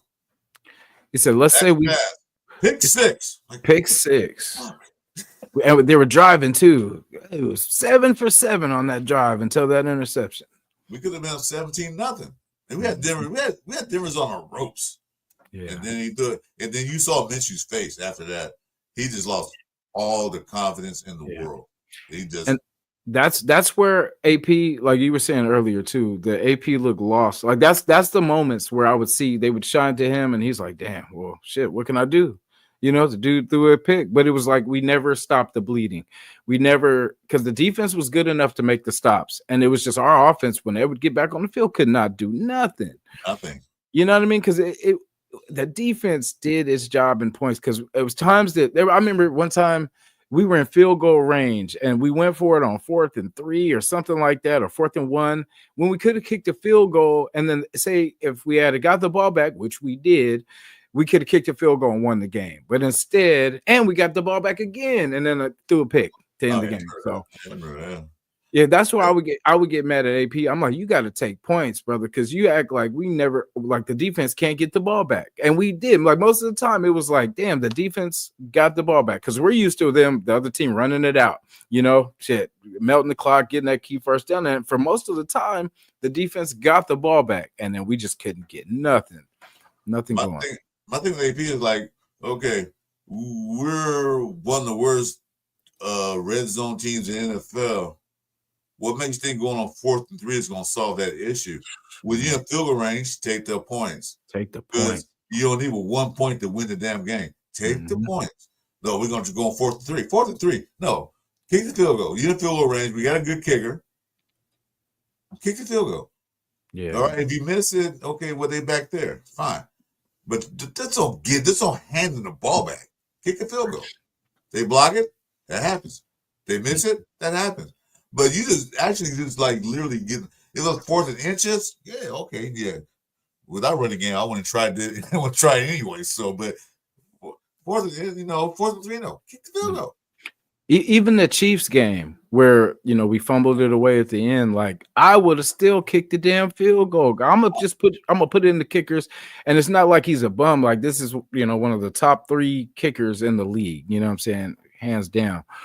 And yeah, he missed some kicks, but I'm still gonna give him a chance to redeem himself. Because imagine he had to made that kick.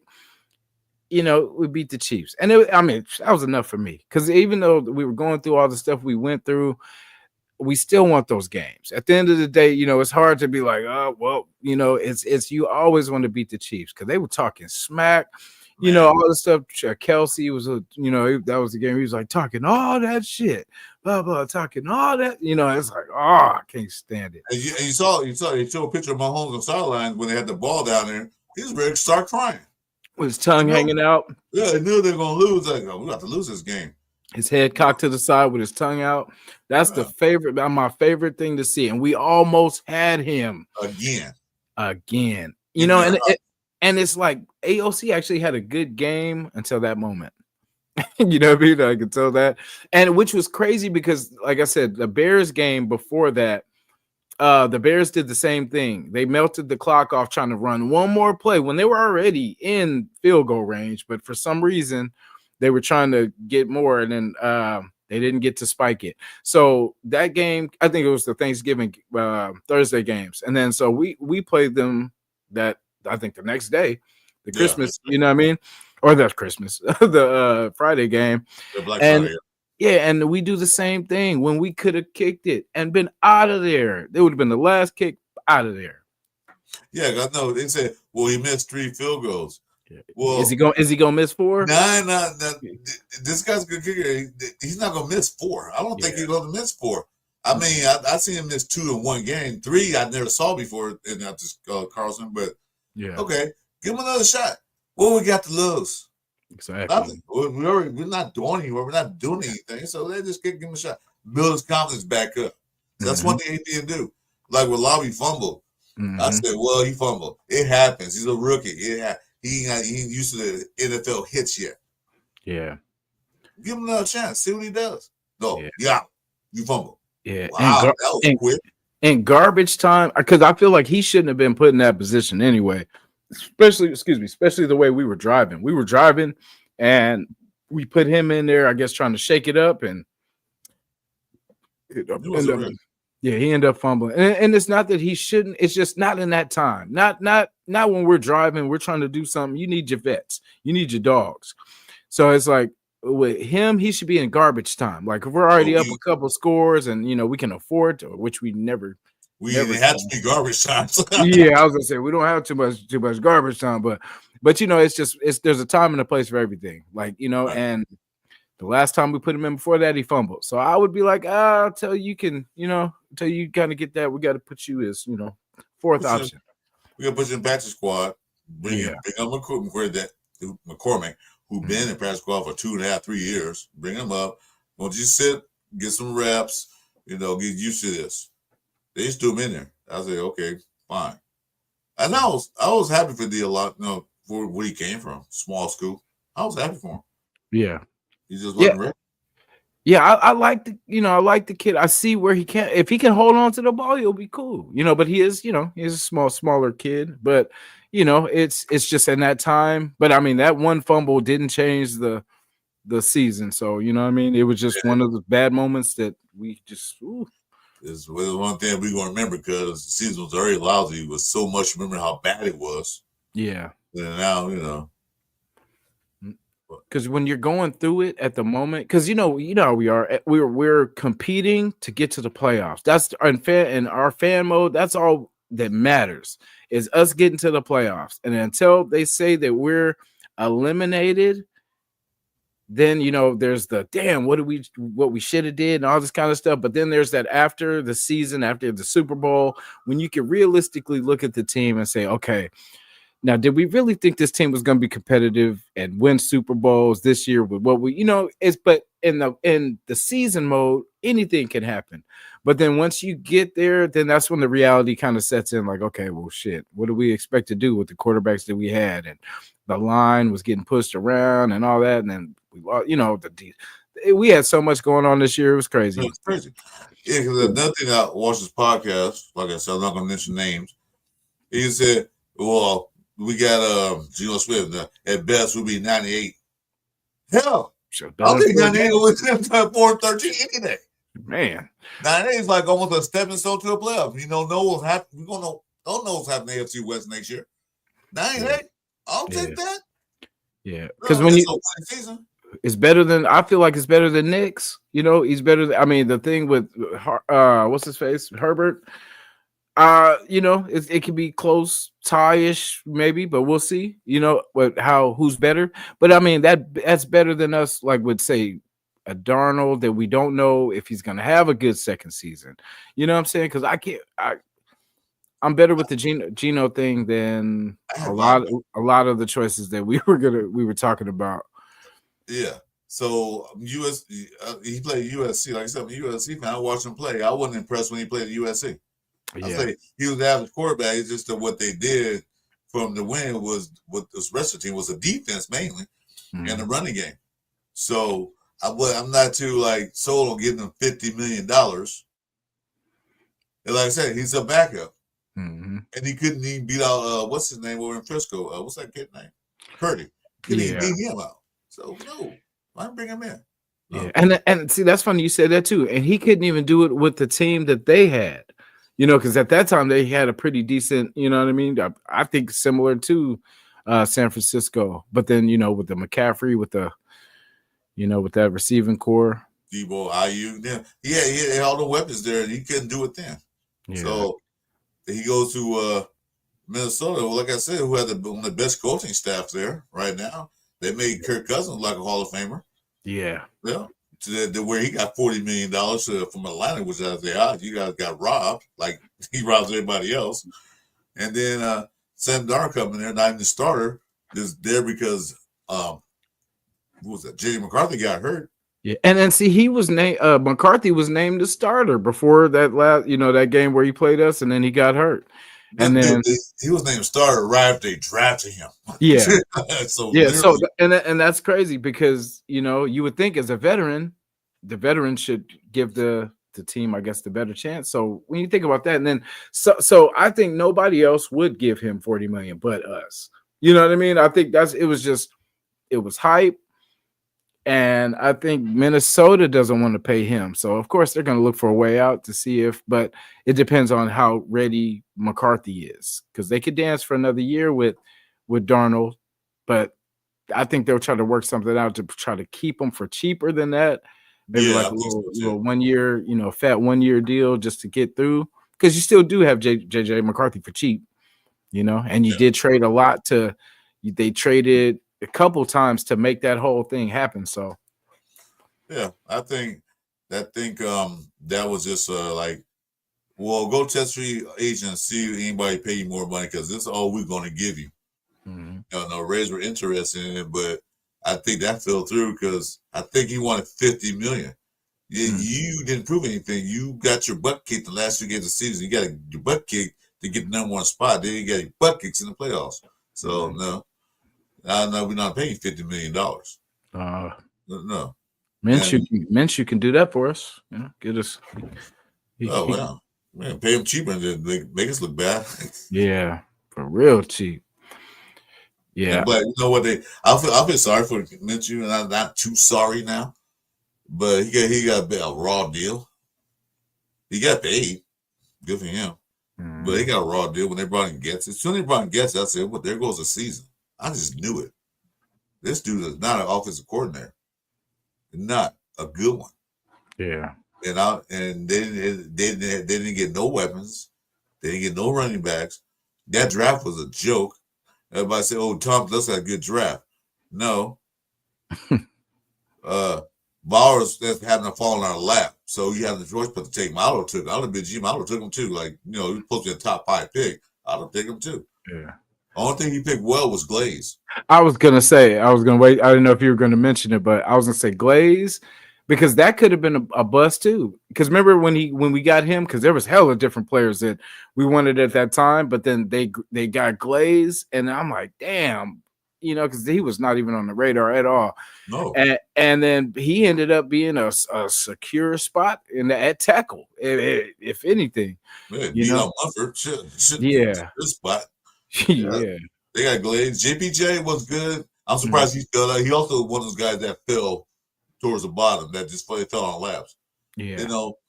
Decameron Richardson, I think it's going to be good. Yeah, I hope so. I hope he's like the Bennett, where Bennett bounced back this year. I hope he's like that because, man. Ooh.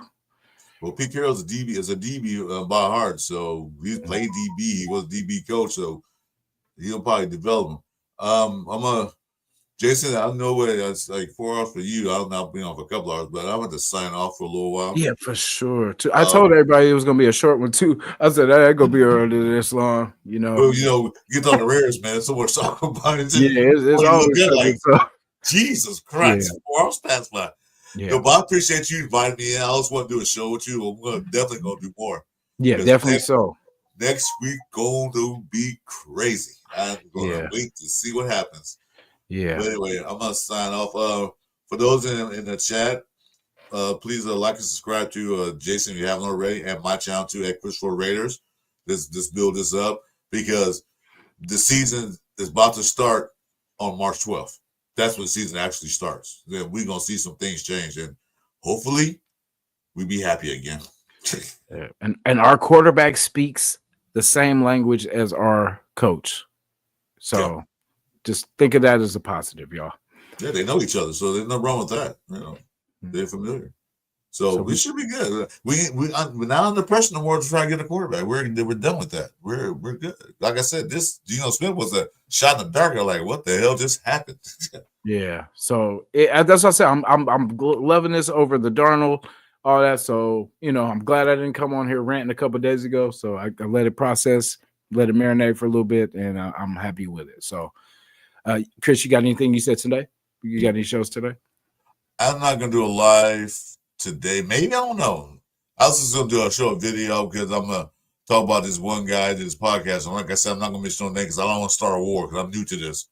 Okay. But I'm gonna mention things he said that doesn't make sense to me at all. And he probably see me, know what I'm talking about the Geno Smith trade. So I mean, the third round to me is like that was a free pick that we got for getting rid of Diva. I call him Diva. I don't call him Devontae. I call him Diva. Diva Adams. Diva Adams.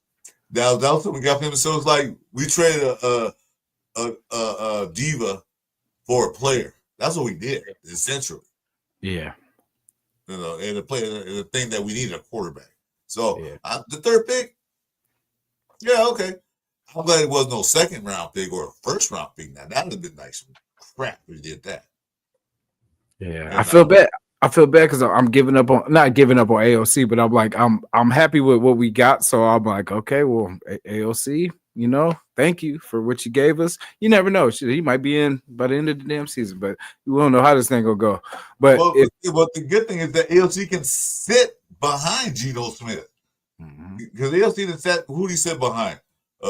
Brian Hoyer, Garoppolo, and then I Minshew.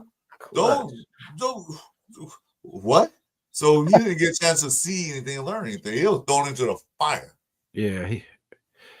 Yeah. So I could be. That's what I say. If I don't know if they're gonna go quarter, I think they should. They're gonna draft a quarterback. That's what I say. They should, because I think Dart and what's his name are the options, and then anything else. I mean, what's the other we were talking about?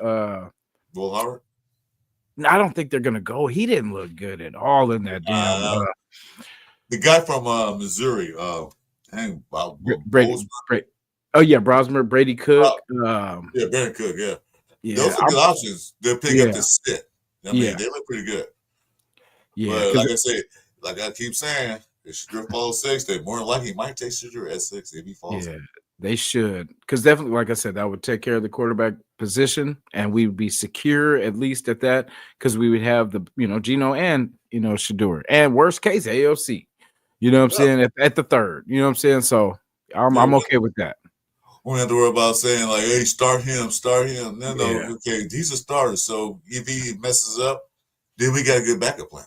That's one thing I like. We have a good backup plan. Yeah. So don't have to worry about it. All we got to do is build a running back room up. We're fine. Yeah. And then we got a quarterback that can run now. You know, he can wiggle, and he can move. He can move around the pocket. So you forget that he can move. He's not. Because somebody said in that podcast I watched, he's a statue. No, he's not. He moves around. He's not a running quarterback. He's not no Lamar Jackson or Justin Fields. He don't run. He gets out the way, but he runs if he has to. Yeah. Or a play is called for him to run. He's not running. You know, he's not a running quarterback, but he can't move.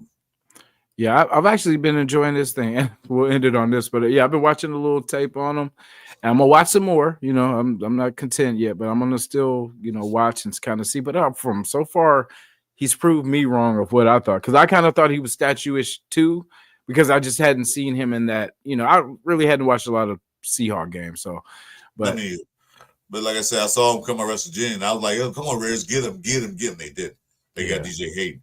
But okay, that still was a good pick anyway, because he was a good player. But I still prefer to have Geno Smith. I said he was a running quarterback at West Virginia and just transformed into a pocket quarterback, which messed his career up. That's what happened. Yeah, but it may be a good thing, because like I was saying, I was seeing him. I was like, he actually is a good quarterback. Like, he has a good arm. He puts the ball kind of where he wants it.